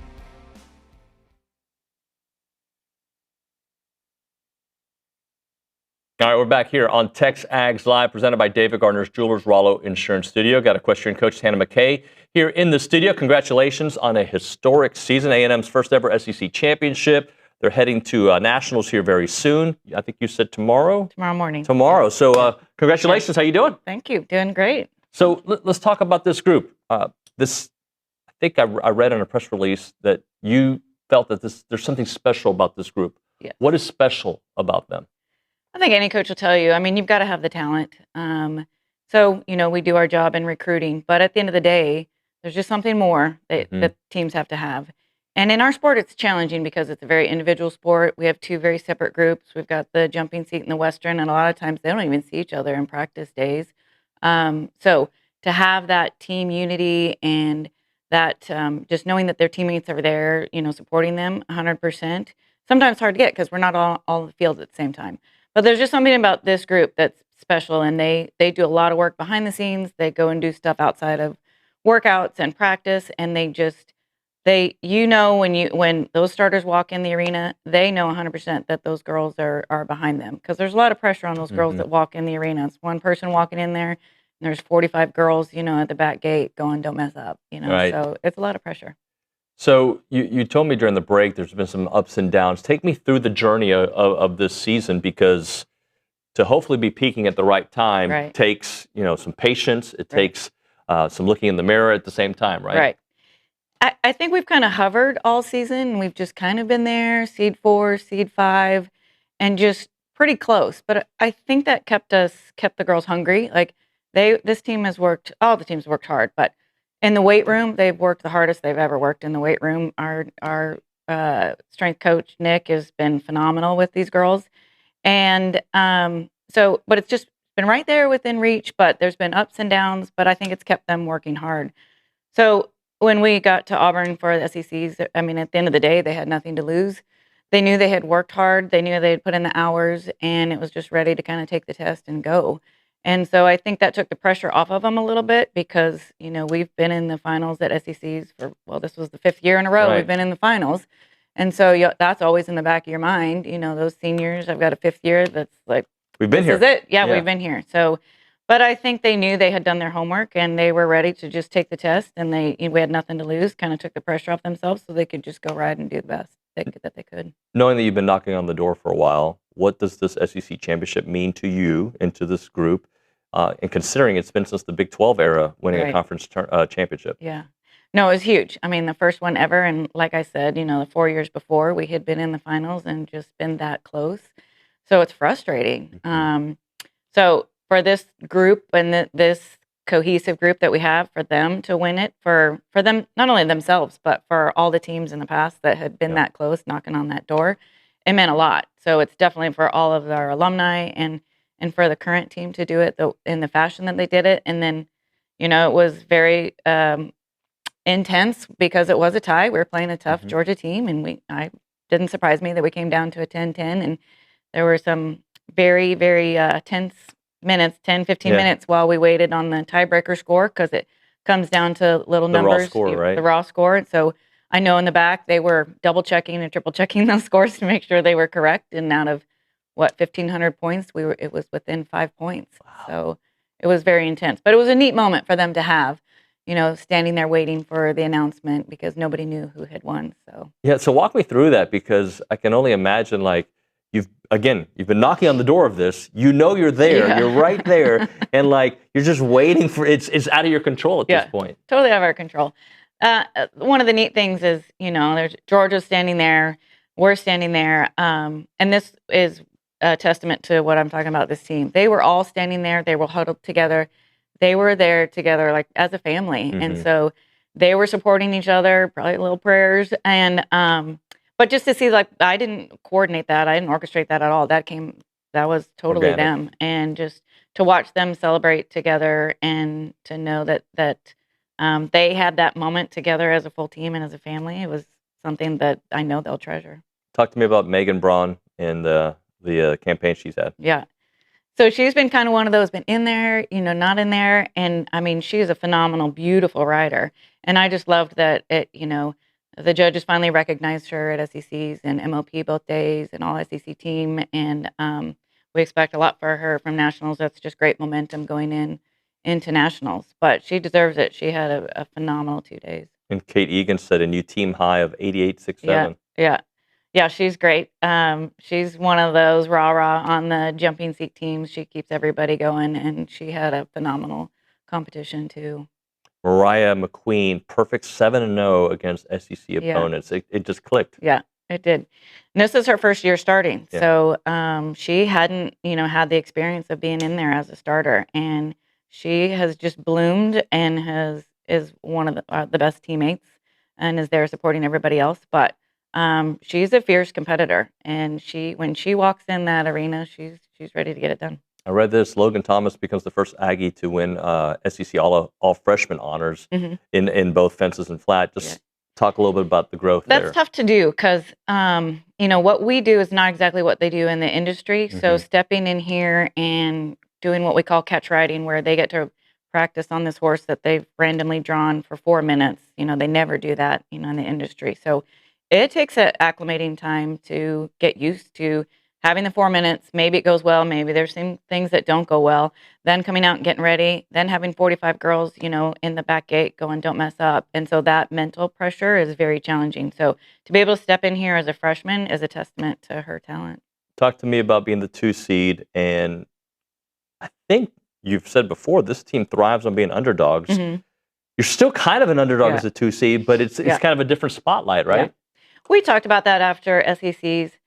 Obviously great, momentum going into nationals, but nobody's taking it for granted. Like, we loved where we were going into SECs and just that hunger and that drive and, to make sure that they're doing everything day in and day out. So, yes, the number 2 seed is fine. I mean, I don't get too caught up in the seeds.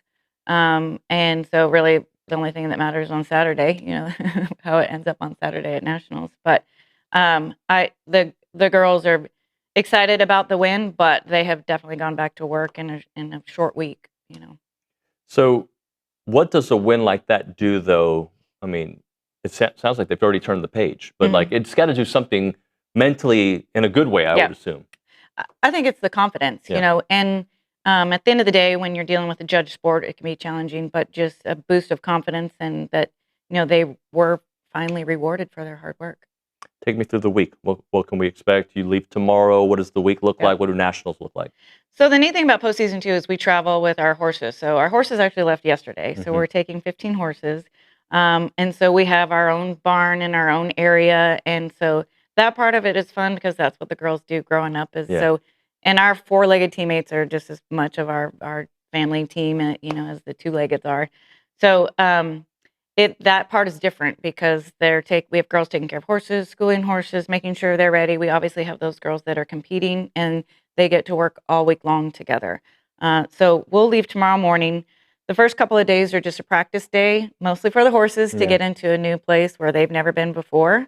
And then also for the girls to kind of get into the arenas. We know all of the patterns and tests that they're going to be doing. So they can kind of sit and focus and really kind of have a layout and a plan of what they're going to do when we start the competition on Thursday. Just remind our audience too, like during the regular season, you don't travel with your horses, right? Correct. You're using, and so this is a treat. Yes, it is. Now, we won't actually ride our own horses in postseason. The great thing about postseason conference and nationals is all the schools bring horses, put them in the pot, and then it's still a random draw. But we have stewards, kind of referees that will make sure we won't ride our own horses. So it's truly neutral. Okay, it is neutral.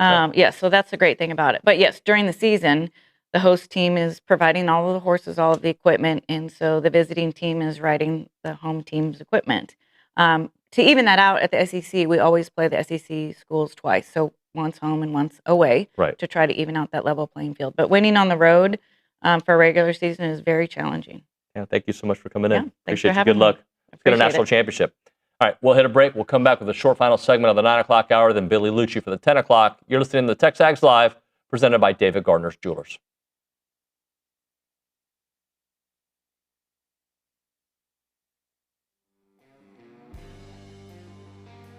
Everyone, David Nuño here for Allen Honda. Had a great conversation with them earlier today. John Allen's the owner. He's been here forever, and also their GM, Rusty Skinner, great guy. Wonderful conversation. They're super local. They're a family-owned dealership, not some massive auto group, and they treat their customers like family because they basically are family.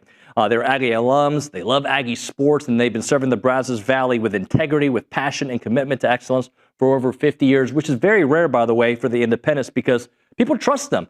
And that's why they've been doing it for such a long time. Whether you're looking to buy, lease, or service your vehicle, you can count on them for transparent, no pressure experience that puts your needs first. And I can attest to it. Had a great conversation about my own situation with them.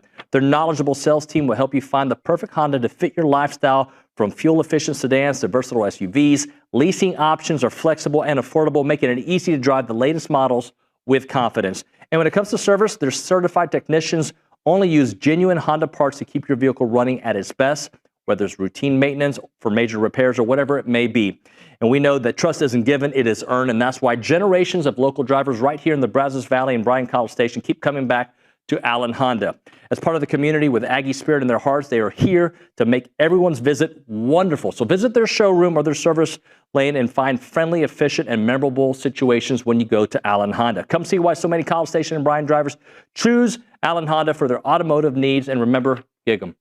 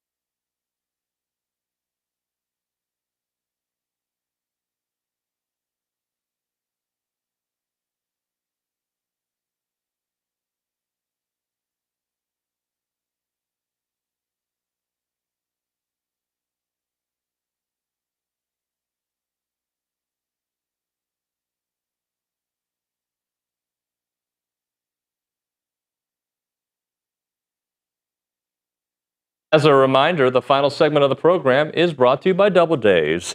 That's going to be caller number 12 at 979-693-1150. We're going to hook you up with your choice of a dozen pepperoni rolls or a large one-topping pizza from Double Days. They've been serving Aggieland since 1984 with your favorite pizza and, of course, those world-famous pepperoni rolls. Reliable in-house delivery, bringing piping hot goodness straight to your door. Just click on doubledaves.com and your favorites are on their way. Dramatic reading of Double Daves. All right, Haley Dorsey, talk to me. What's going on at the Angry Elephant News and Social Center? Well, I'm kind of surprised that we haven't talked about this on the show today, but recently we've had Kansas State shooting guard P.J. Haggerty commit to Texas A&M. He's a 6'4", 195-pound junior, and he averaged 23.4 points per game and had 31 starts. And his field goal percentage was 48.9% last season. So great addition to this A&M team. Huge get. I enjoyed watching Luke go back and forth with an LSU insider that was appalled that we would think that A&M that Bucky had a better year. I mean, like, come on, guys. Are we really going to have to do this? Like, A&M had a better year, right, than North Carolina State, NC State. Like, they just did. Will Wade is a really good coach, but A&M had a better year. Bucky had a better year. A&M had a better year. And it doesn't always come down to, oh, they must have bagged it out, right? You know, we're in a world of NIL. I don't know if what LSU and what A&M offered this kid is the same amount or not. I do know that he's closer to home and a better offense that fits his system. Sorry. So sometimes you get some, sometimes you don't. A&M's lost guys, and they've won guys, right? And this is a huge get. This guy can flat out score. If he's averaging 25 points a game elsewhere, I wonder what he's going to average at A&M. I don't know if that means it's going to be more or less, because hopefully A&M's got a bunch of scores that can go along with it, but I'm excited to see what it does for him. What else, Haley? We're also in contact. A&M is also in contact with Jay Nash from Jacksonville State. He is a sophomore guard who averaged 5 points per game, 4 assists per game, and had 25.7 minutes per game last year. He was a 4-star recruit in the class of 2024, but he hasn't panned out to his fullest just yet. But hopefully, if we get him, we can utilize him in that way. So we've been in contact with a lot of guys, and hopefully Bucky can secure those guys. So I'm going to read this from CJ. It says on the text line, on the Catalyst Pure Performance Energy text line. I'll be honest, I'll say I was 100% out on Early coming into the season. I have been thoroughly impressed, with him not only this season, but season turnaround and the start of SEC play. Hats off to Hurley, his staff, and players for turning things around. I want to make sure that I say this because you don't always have to have a hot sports take. People can't wait to post on message boards mean opinions. Like after the Vandy Game 1 Friday series, Nick, am I right about that? Like, people were just out on this team. And we even said after that game, it was a Thursday night game, not a Friday night, it was a Thursday. And we're like, hey, let's just play things out. Let's relax a little bit. Not everything has to be this seismic shift of aggression. Look, he was learning on the job in year 1. That's not an excuse. That's just the facts. He has got now wins over LSU. He's got wins over Texas. He's got wins over Tennessee, Vandy. This guy's beating some big teams. And this team is continuing to get better. So, you know what I say? Write the narrative at the end of a season. We'll come back with more TexAgs Live.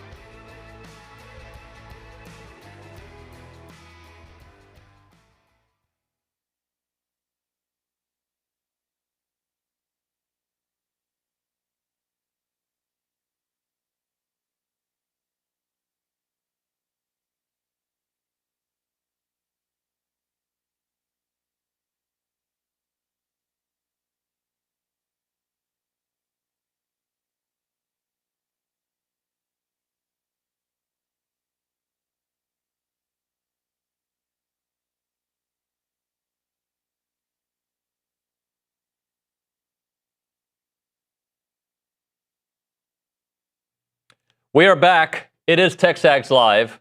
We are presented by David Gardner Jewelers. We are in the Rollo Insurance Studio.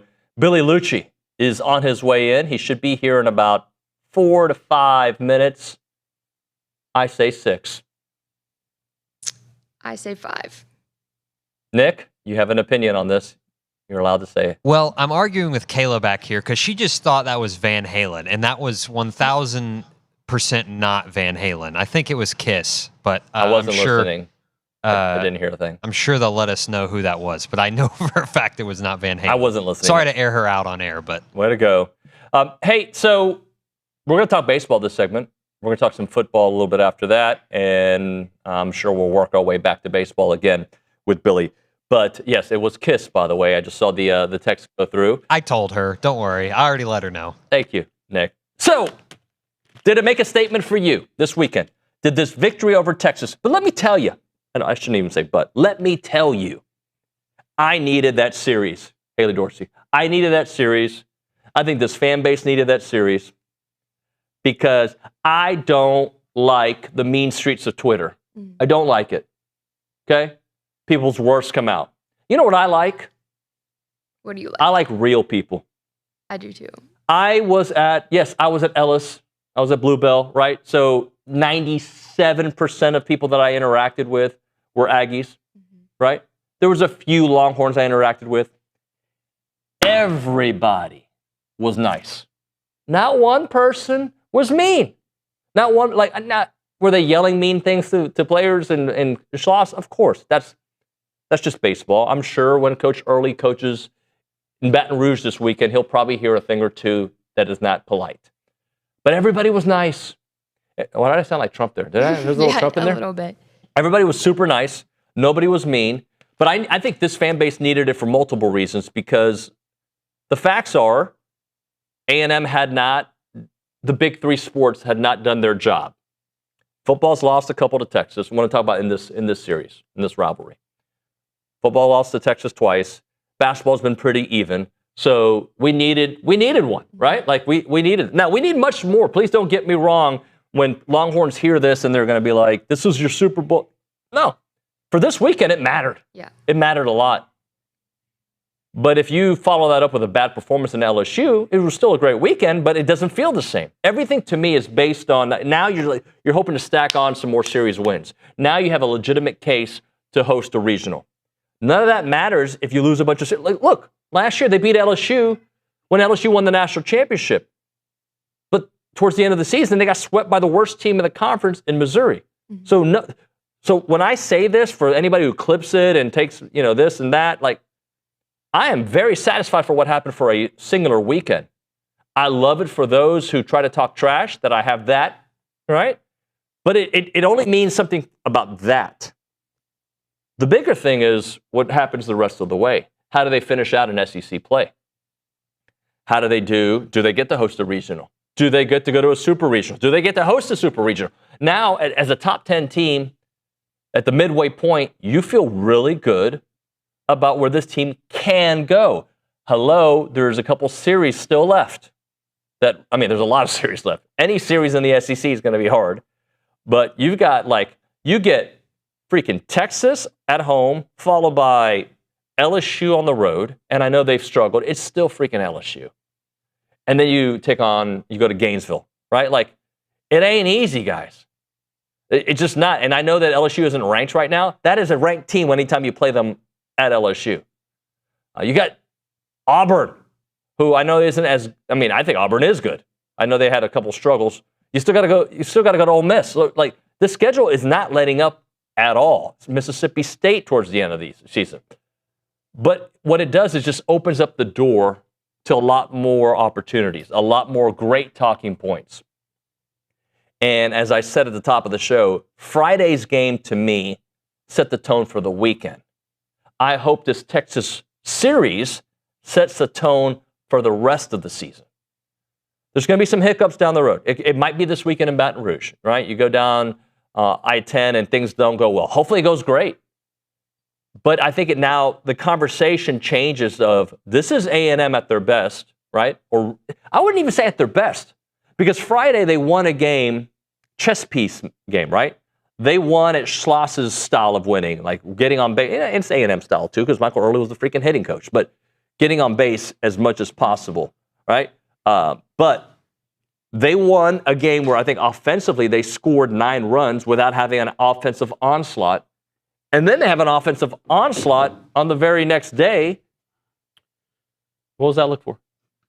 I just sat down and spilled my coffee. Oh, I thought the look was about something I said. Nope, something I did. Good morning, Billy Liucci. How are you? Good morning, David. How are you? Oh, your Masters Cup. Very nice. Yeah. Shout out to Rory. Yeah. Everybody hates on that guy, huh? I've interviewed him before. Class.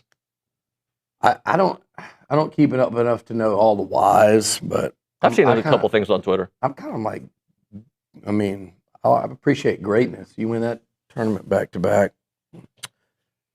I mean, I am the most casual golf guy there is. I've been once to the Masters. I would like to go back. I don't go out of my way to go back. For some reason this year I was kind of really wanting to be there, but I'm glad I wasn't because we had quite the weekend across the street, quite the weekend in town. I got some little babies in my mentions that are worried that I was on Northgate. I saw that. I brought my boy Chris Doring came in town. His first ever trip. Did he have a blast? Station. We had a great time. I hate to break it to some of you losers, but there are no age limits. If you have a problem with the age limit, come say something to me. We had a blast in College Station, just like every other person does when they come into this town. But I wanted Doring. So the story is this. Peter was coming in town, Burns. It was his birthday, and we planned this in Nashville for SEC tournament. We're like, okay, what are we going to do for Burns' birthday? I said, I got an actual really good idea. There's baseball, A&M Texas, and there's Chili Fest. And it's Parker McCollum, and Peter loves that music and him. All right, let's do it. It's done. Burns is coming. Doring is kind of on the fence. We just assume he's not coming. Burns is in Mexico. Calls me the day before. Hey, I'm coming. I land in Houston at 3. I'm like, okay, I'll come get you Friday. Wake up Friday morning, get a text from him. Hey, man, I'm not going to be able to make it. I'm exhausted from the trip and got to do SEC show last night. I'm just going to head back to Charlotte. And I'm like, that's cool. He's been here 100 times. And, all right, we'll do it next time, whatever. So Lord knows there was plenty going on this weekend. While we're doing the show, I get a call from Doring. And I said, man, I'm going to start calling you the trip ruiner because every time we try, what are you talking about? I'm on the plane. I go, what? I'm coming to surprise. I was going to surprise Burns. What time does he get there? Not coming. I'm flying right into College Station. I go, buddy. So it was, and then Saturday morning rolls around. I get a text saying Chili Fest is going to be canceled. So it could have been bad, but what made it a great weekend was Aggie baseball. The baseball itself, yeah. The atmosphere both nights, the lunches and dinners around town with every restaurant you went in, everybody was fired up, and then of course going out in College Station felt like a football game weekend because you had all the people that weren't at Chili Fest that were out. It was a hell of a time. Great first experience, I think, for him. And most people know that one of the things I look forward to and pride myself in is being able to expose people to College Station that don't otherwise know it, that come here, whether it be for the first time or they've come and just worked and not seen. There's just so much to see about this place. I think it's such a great college town. I think I've been through the Big 12 and the SEC, and it's one of the best, whether it's some of the restaurants, whether it's the hospitality, whether it's the bars, and I want to shout out like the particular restaurants and the bars and the people, but it's too long a list to do right here, and just like the whole scene, whether it's the country clubs or whether it's but more than anything else, it's the game day environment, and he couldn't believe it, just like anyone else that comes to an A&M sporting event. But it's particularly true at Kyle Field and at Bluebell. where it is. I think it's unmatched, and there are great atmospheres. Like Casey Smith quote tweeted something about how it was the best baseball atmosphere in the country, and then Brandon Walker replied, yeah, Mississippi State and their national championship and their history. I get it. But, it is 10 out of 10. There are other places that can be 10 out of 10. I'm not. You're not diminishing them. I'm not so cool and judgy that I have to be like, no, nothing is as good as A&M. But there is a peak you can hit. And I'm sure Starkville and Mississippi State hit that all the time. But when A&M, its peak is as good as anyone's in those two sports. It just is, and that this weekend was like Alabama coming to Kyle Field in 2013 or 2021, like those electric atmospheres. It was like a college game day at Kyle Field. It was awesome. I think it was Sadeo that was in here the other day. That was Shane was saying, man, I think they should do college game day for baseball. Like, why don't they? And I'm like, it would be a great idea. And if they would have, it would have been here at Bluebell Park this weekend, and it would have lived up to the hype and then exceeded it. It was awesome, and the team played great. Someone told me this, and somebody that knows more than you and I do. And I'm not talking about Brawny. He knows more than Brawny, too. They were like, the team and the atmosphere overwhelmed them. And it's why I wish they could have played last night, because I think that would have been just a magical environment, playing until about 1:30 in the morning. Yeah. A&M, Texas, Game 3. And as good as Dylan Volantis is, and he could have gone out there and shoved, and they could have won a low-scoring game. But it just didn't feel like it. And I wanted to see this lineup that has been white hot. I wanted, because we were wondering who would come out on top between them and Ruger. And I thought he pitched pretty well, but he was in and out of trouble. They drew walks. Like you said, they didn't get that massive inning. There were several times where they could have got that one big hit, but they were just relentless. And to claw for 8 runs the way they did, and that was like, okay, even when you think you're doing okay against them, there's 8. And then the next day you see when you're not, and they get to you, there's 8 in the first inning. So it really impressive showing all the way around. They had. I think they would have swept. I did too. Well, through 18 innings, they had the better offense, they had the better pitching, and the head coach made the better decisions on the A&M side. Sure. They won all 3 levels. They did, and I think it's so important for so many reasons. I'm the most happy for Gavin and Caden and Sadeo, and those guys. And I know I'm leaving some Chestnut. Mm-hmm. I know I'm leaving some guys out there. I apologize. I'm the most happy for them, but I think more than anyone too, and it's probably part of why they're so glad they played the way they did. Those names I said. It's Mike Earley. Like, and he hasn't. I don't know. Was he in studio today? Or did he call in? Because I was texting with him. He missed breakfast, which he was here early. Actually, he got here. Yeah. So, just to me, like, he'd be the first to tell you, like, we haven't won anything, but he has been through, and it pisses me off too, because it's a lot of the people that will throw a fit and let it ruin their weekend. That I had an interaction, shaking Slosh's hand and dapping him up, walking out of the stadium. Those same people that want to vilify me for that don't understand, like you guys do, like the flip side of that. But they're the same jackasses that have and they know this about themselves, because that's just how they operate on social media. I guarantee you, every single one of them, you can go research their history, and they probably buried this baseball coach 100 times over since last season. You know that's you, because that's the kind of person you are. That was them. Now they're celebrating this. All this guy's done is he desperately wanted the job.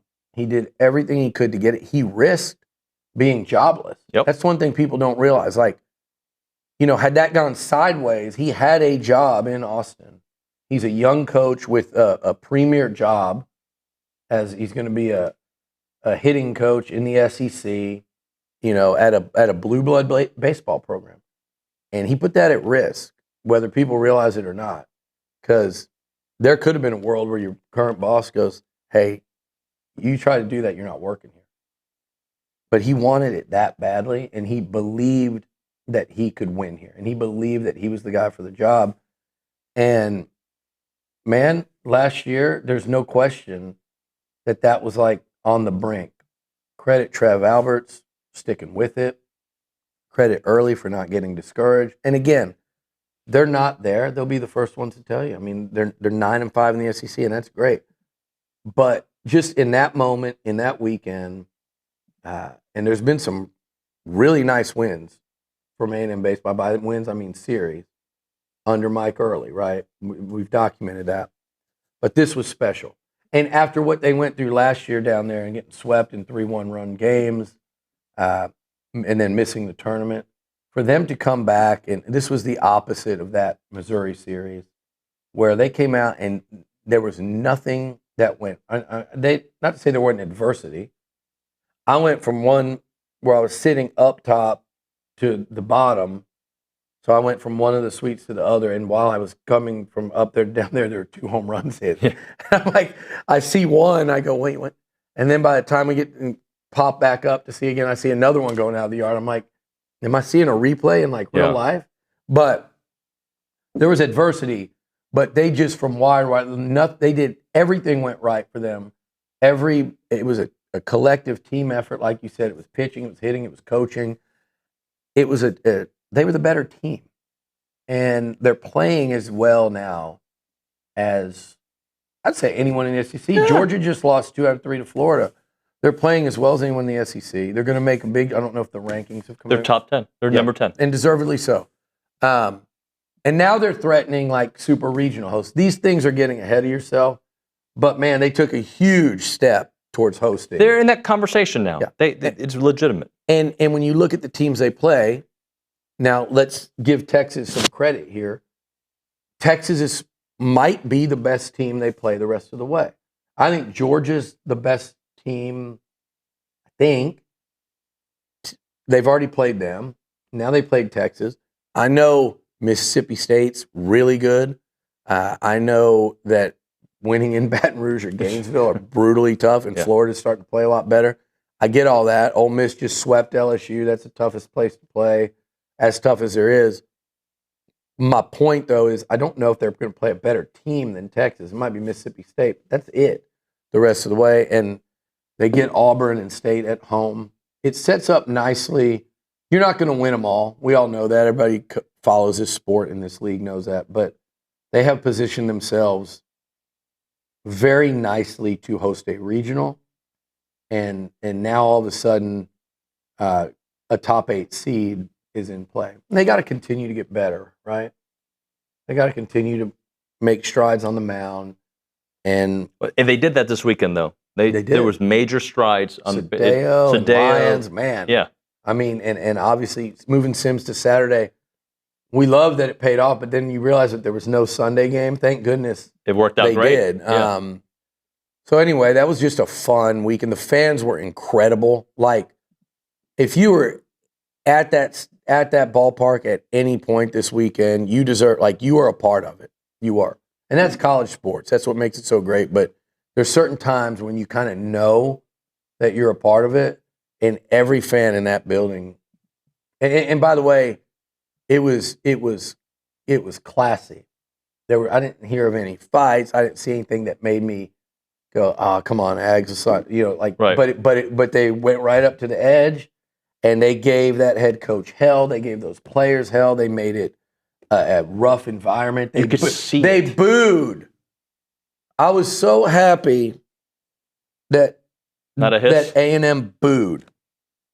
You know, like Slosh, Nolan, Max Wiener, which there were some really funny ones coming from 203 there. The Texas players, you boo them. And that's even, Steve Sarkisian did not leave A&M to go to Texas. When he comes to Kyle Field, mercilessly boo that man. I'm sorry if there's any, his stalwarts left, but I think it's great for that yell when you do the riffy, like, that's fine. Like, it's great for the yell, but I want Aggies to boo. It makes things much more intimidating, much more hostile. Blue Bell Park, I've talked to multiple head coaches in the SEC, and they're like, man, when that thing's going, just the setup of when you're in that dugout, and it just feels like everyone's on top of you. Boo. Let's boo teams at Kyle Field. I'm sorry. I know that's not traditional, but I think that's what the people want. And I think we saw that the other night. And I think it affects the other team, coaches, players, all of that a lot more than hissing, where they just kind of go, what are they doing? You could visibly see it in their faces. They were affected, especially the relievers. You saw it. No question about it. All right, we'll hit a break. We'll do a little spring talk on the other side. Kat Kastner are going to join us, the assistant AD of football branding and communications for A&M. We'll hit a break and we'll do that. Right now, a moment for Caldwell Country Chevrolet, Highway 21 in Caldwell, online at caldwellcountrychevrolet.com. Your trade-in's got value. So if you got a vehicle that you've been thinking about trading in, go to Caldwell Country Chevrolet. They have a pre-owned inventory that moves fast because people know that's the place to go to get their vehicles. Which means they're always looking for the quality vehicles to add to their lot. Bring in what you've got and let their experienced team show you what it's worth. They've got decades of combined experience. They know how to structure a deal, and they want to make sure it makes sense for you. And don't forget, every vehicle purchase comes with that free oil change for life as long as you own that vehicle from Caldwell Country Chevrolet. It's not a far drive. We're talking 15 minutes, the edge of Bryan to the beginnings of Caldwell. A short conversation away, but you'll see the difference when you step on the lot and do business with the great people at Caldwell Country Chevrolet. Highway 21 in Caldwell, online, caldwellcountrychevrolet.com.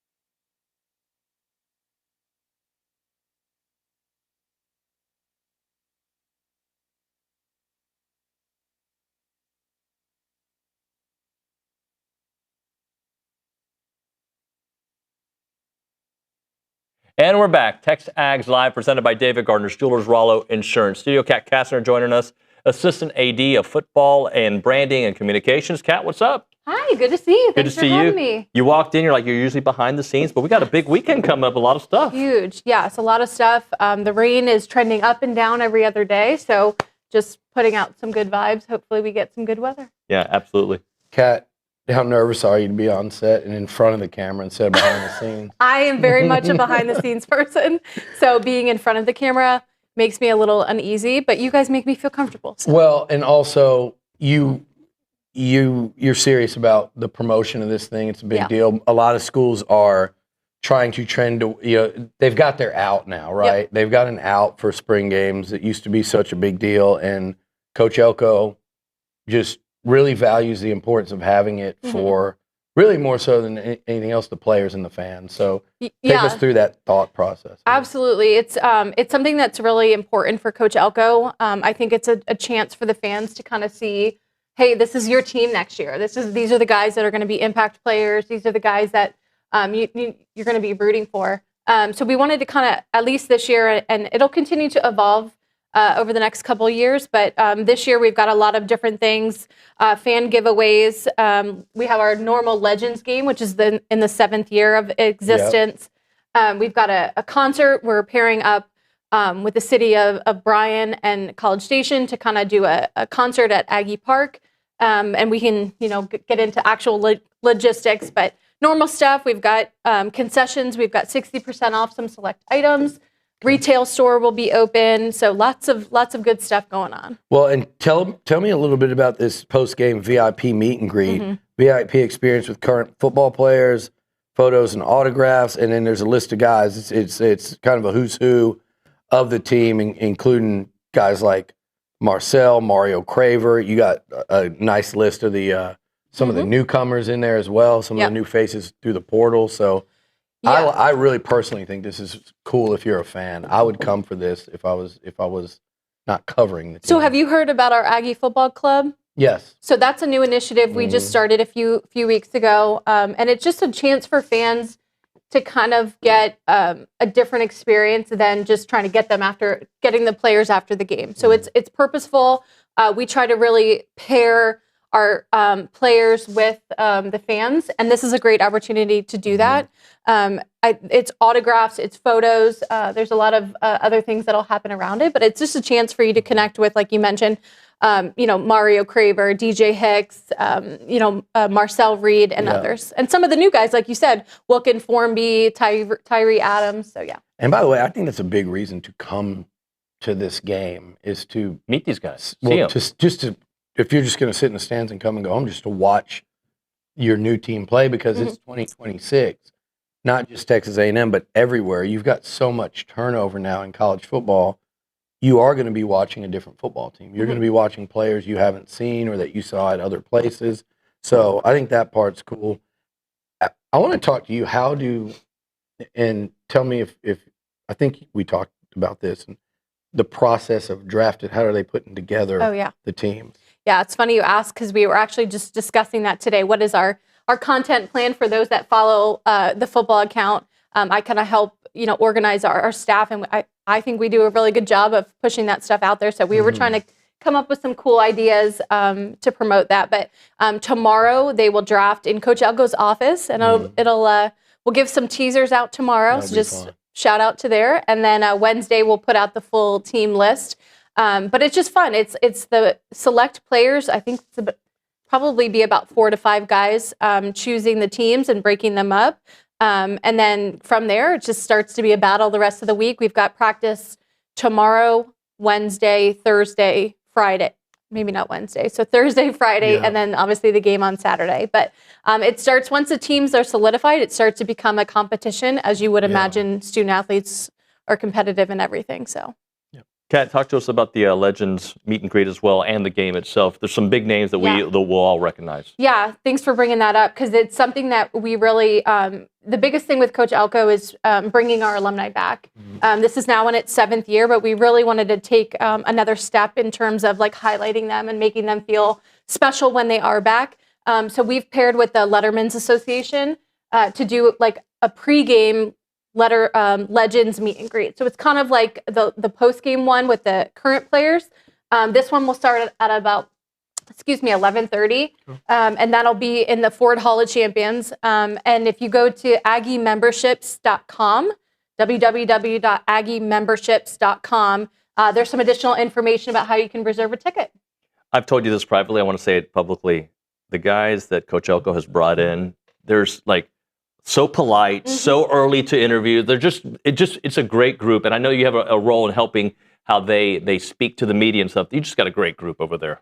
Yeah, it's funny you say that because we just did some media training with them the other week. That's my goal, right? Like, as for those watching, we want what we're putting out there not only on the field but just in the media out to, when we're in the community, we want them to be a good representation of the Aggie community. So that's all we can do is just make sure that they're set up for success in that way. Well, I did have one of the players came in last week that I interviewed that when we were done, and it wasn't someone that I knew really well. It was someone my second time I'd met them, and they sat here and asked me like, "Hey, what do you think I could do better to do better in the interview?" And I can think of like one other time that I was asked that, so that was cool.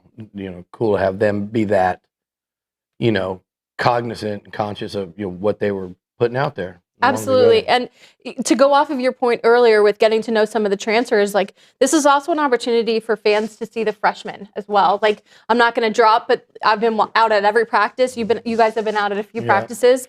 We have some talent, right? And it's like a chance for them to actually see some of the freshmen, how everybody's meshing together. And Coach Elko and our staff do a really good job of picking the right people for our program. What is our culture? We never want to get away from that. So I think we do a really good job of selective, obviously we want talent, but making sure that they're the right fit for our program. I want to ask you one question just in terms of like you being here on the job your first year. And then before we wrap it up, I want you to tell us anything that you feel like fans need to know if they're coming. So you were at Duke with Coach, then you were at Missouri with Drinkwitz. Now you're here. What's kind of, with a year under your belt, one of the biggest, was there anything shock value or one of the things that really stands out to you about this place? And then I want to ask you about like expanding Texas A&M's coverage like in the national media. And I think you guys have done a really good job of welcoming those guys in, but while also not at the expense of the local. Right. It's hard to do. Yeah. It's balancing it. Yeah, it is. Balancing You know that. So I was with Coach Elko, created a really great relationship. And he had always kind of spoken about his time here. And I was like, okay, and then when I got here, I'm like, Coach, I'm an Aggie now. And he's like, you're not an Aggie. You're not an Aggie yet. He's like, you've got to go to like Midnight Yell. You've got to go to all these different things. So obviously when time allows me, I've been trying to branch out and just look at baseball this past week. And I know the situation maybe was a little unique, but just the passion that Aggies have for this institution is just something that you have to be here to experience and just feel for it yourself. I've taken some family to Midnight Yell and whatnot, and it's crazy that the night before we're almost filling half of the stadium. So I just think the passion is something that really jumped out to me. I just hope everybody's, continues to stay bought into Coach Elko because I think he's a really good fit for this institution. And then, yes, going on your second point is a big emphasis is for us to obviously get our brand out there, right? Yeah. That's how we continue to get notoriety with top players and things like that. But it starts with winning. And obviously right now, things are going okay. But then also, how do you market? How do you promote the program when things maybe aren't going as well as you would hope? So that's why, in my opinion, I have to stay somewhat balanced with what I do with marketing our guys and asking, pitching stories and storylines to the national media, and then also giving our guys who are here at practice every day, every media availability that I bring up, like they're there and I have to give them stuff as well. So it's definitely a balance, and it's just building relationships. I'm a big relationships person. I think that's a strength of mine, not to gloat on TV or anything. But I value relationships and personal connections. Yeah, absolutely. Kat, so let's sum it up. Anything in particular we've missed out? It seems like it's more of an event, of a festival, if you will, of a day as opposed to just a spring game. Yeah, so I'll rattle off a few things. Free admission, I think that is across the board. Free admission, the gates open at noon. Parking is a little wonky, so if you go to 12thman.com, we'll have a description of parking. There's some, if you have your Texas A&M valid normal parking tag, you'll be fine to just park in your normal lot, but there are some hiccups with some of the other lots, which are about $10, which isn't terrible. We'll have, like I mentioned, fan giveaways. We're giving away sport passes, which is huge for the students here. It is Texas A&M students only. We're doing 5 pairs of season tickets, so that's huge for just fans wanting to potentially dabble in season tickets, get it for free, and then potentially do it the next year on your own. We are also doing some autographed memorabilia giveaways, whether that's signed jerseys, footballs. And then the last thing is, we just announced it last week, we're going to select one fan to kick a field goal for $50,000, which is kind of a really cool initiative. We paired with Aggie Federal Credit Union on that, so just a really great partnership with them. I love that. Yeah. I always complain that the half-court shots at Reed Arena are for like $50 in Whataburger gift cards. I'm like, dude, if you're hitting a half-court shot, like, I remember it used to be like tuition. So yeah, that's awesome. Yeah, so that'll be a really fun thing. I'm not sure when any of those will happen throughout the game. I'll leave that to our actual marketing department. But yeah, it'll be a really fun thing. Like I mentioned, the Legends game, all of the meet and greets that we've got going on, and then the concert, and then the kicker. For those that have never been on the actual field, we are allowing photos on the field post game. Oh, cool! So that'll be a really cool opportunity for youngins to get their photos on the field. One last question. So this weekend, and I know you guys aren't allowed to go into specifics, but I think everybody listening knows that it was a big recruiting turnout this weekend. You guys are practicing while A&M's playing baseball. What does that, I got to imagine that's got to just help just the whole experience, whether it be around town on a weekend like that, whether it be if any football players, I actually did see some recruits going into the baseball game, but when you're out there practicing, how loud does Bluebell get? Like, say if the Aggies have a rally against the Longhorns, it had to be just pretty damn loud right across the street like that. Yeah, this atmosphere just this weekend was amazing. Just in general, but I mean, Coach Elko you guys have seen him at basketball games, volleyball games. Like he's out in the community. He wants, their teams to have support from the football players, and obviously vice versa. So that's no issue for us to, have people can't come to, something because we've got a baseball game or whatnot. But it was really cool. The stressful part was like when people cheered or didn't cheer, we're like, okay, which team was that for? Yeah, it is weird because the visiting fans are the closest to the street, so when that makes so sense. we had our phones up, basically just tracking the game from there. But it was an awesome environment, and it definitely, that's what you want, right? Yeah. That's not just I know Texas, but that's just not a one-off thing. Right. That's a Texas A&M thing. We're passionate about, all of the sports here. Yeah. And we have some really good sports here. So it's awesome to highlight. It's fun right now. Yeah. Kat, thank you so much. We appreciate all you do for us. Thank you. Thanks, Kat. Appreciate it. You did good. We'll hit a break. We'll come back with a very short segment, then followed by a very short segment, TexAgs.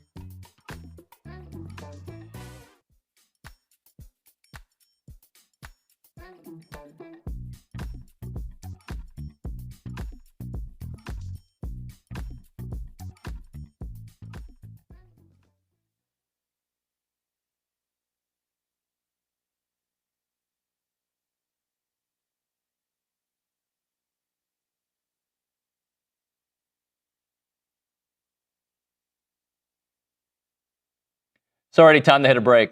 I'm not going to do that to you, though.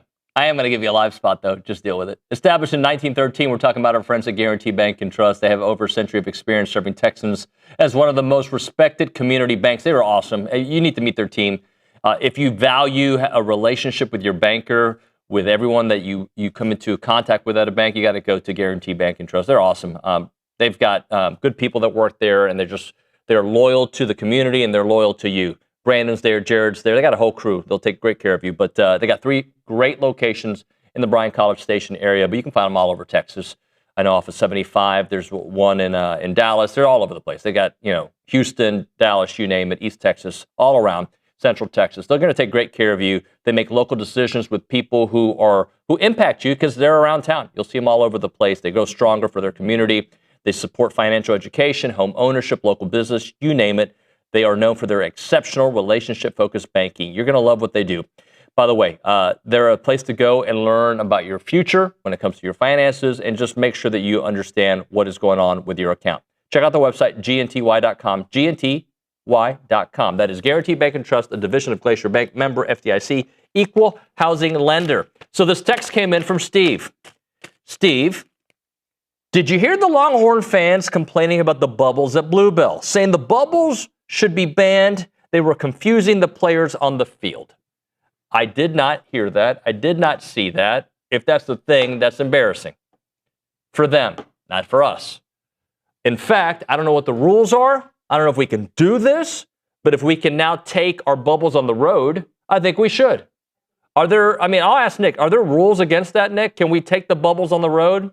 Will they stop us? Sorry, one more time. So apparently Longhorn fans were confused or complaining about the bubbles, saying it was confusing their players. Dude, what did they not complain about? Who cares? They complained about the rain. They complained about a strike or a non-strike call leading to like 6 runs being scored, and I guess them losing the series, which makes no sense.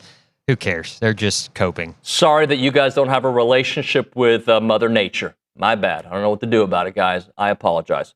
All right, fake segment that was. I apologize. But we did talk some baseball. There you go. Milliken Reserve time. Back-to-back You live got me spots. again. Dang. Gotcha. They're a farm. I had to get it in because we went like, never mind. Farm-to-table community in College Station. They got homes, they got trails, they got farms, they got wide open spaces, and I'm in a good mood because A&M baseball won. And after you win a big series, you go to Milliken Reserve, even if it's rainy, and just be outdoors, enjoy it, soak it up, climb the trees, be outdoors, go hiking, go biking, go canoeing, go kayaking. I want to know the last time you went canoeing. Text the show. Anyway, they've got every animal you can imagine except the ones you wouldn't imagine there. They got the ones you would imagine at Milliken Reserve. White-tailed deer, the songbirds, the rabbits, the turtles, you name it. They provide a natural setting for people to connect and come together and enjoy being outdoors. Great place for your family to hang out. Check out their website, millikenreserve.com. That website again, millikenreserve.com.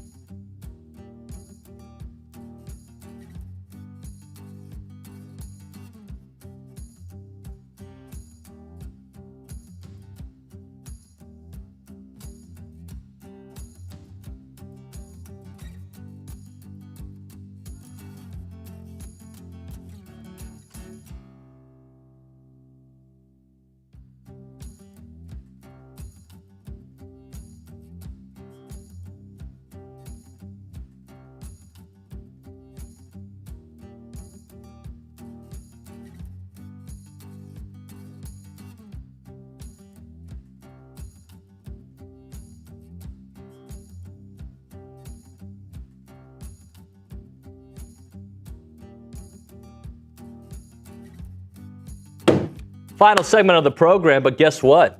If you're a subscriber to TexAgs.com, we're doing overtime. So we're just going to roll through.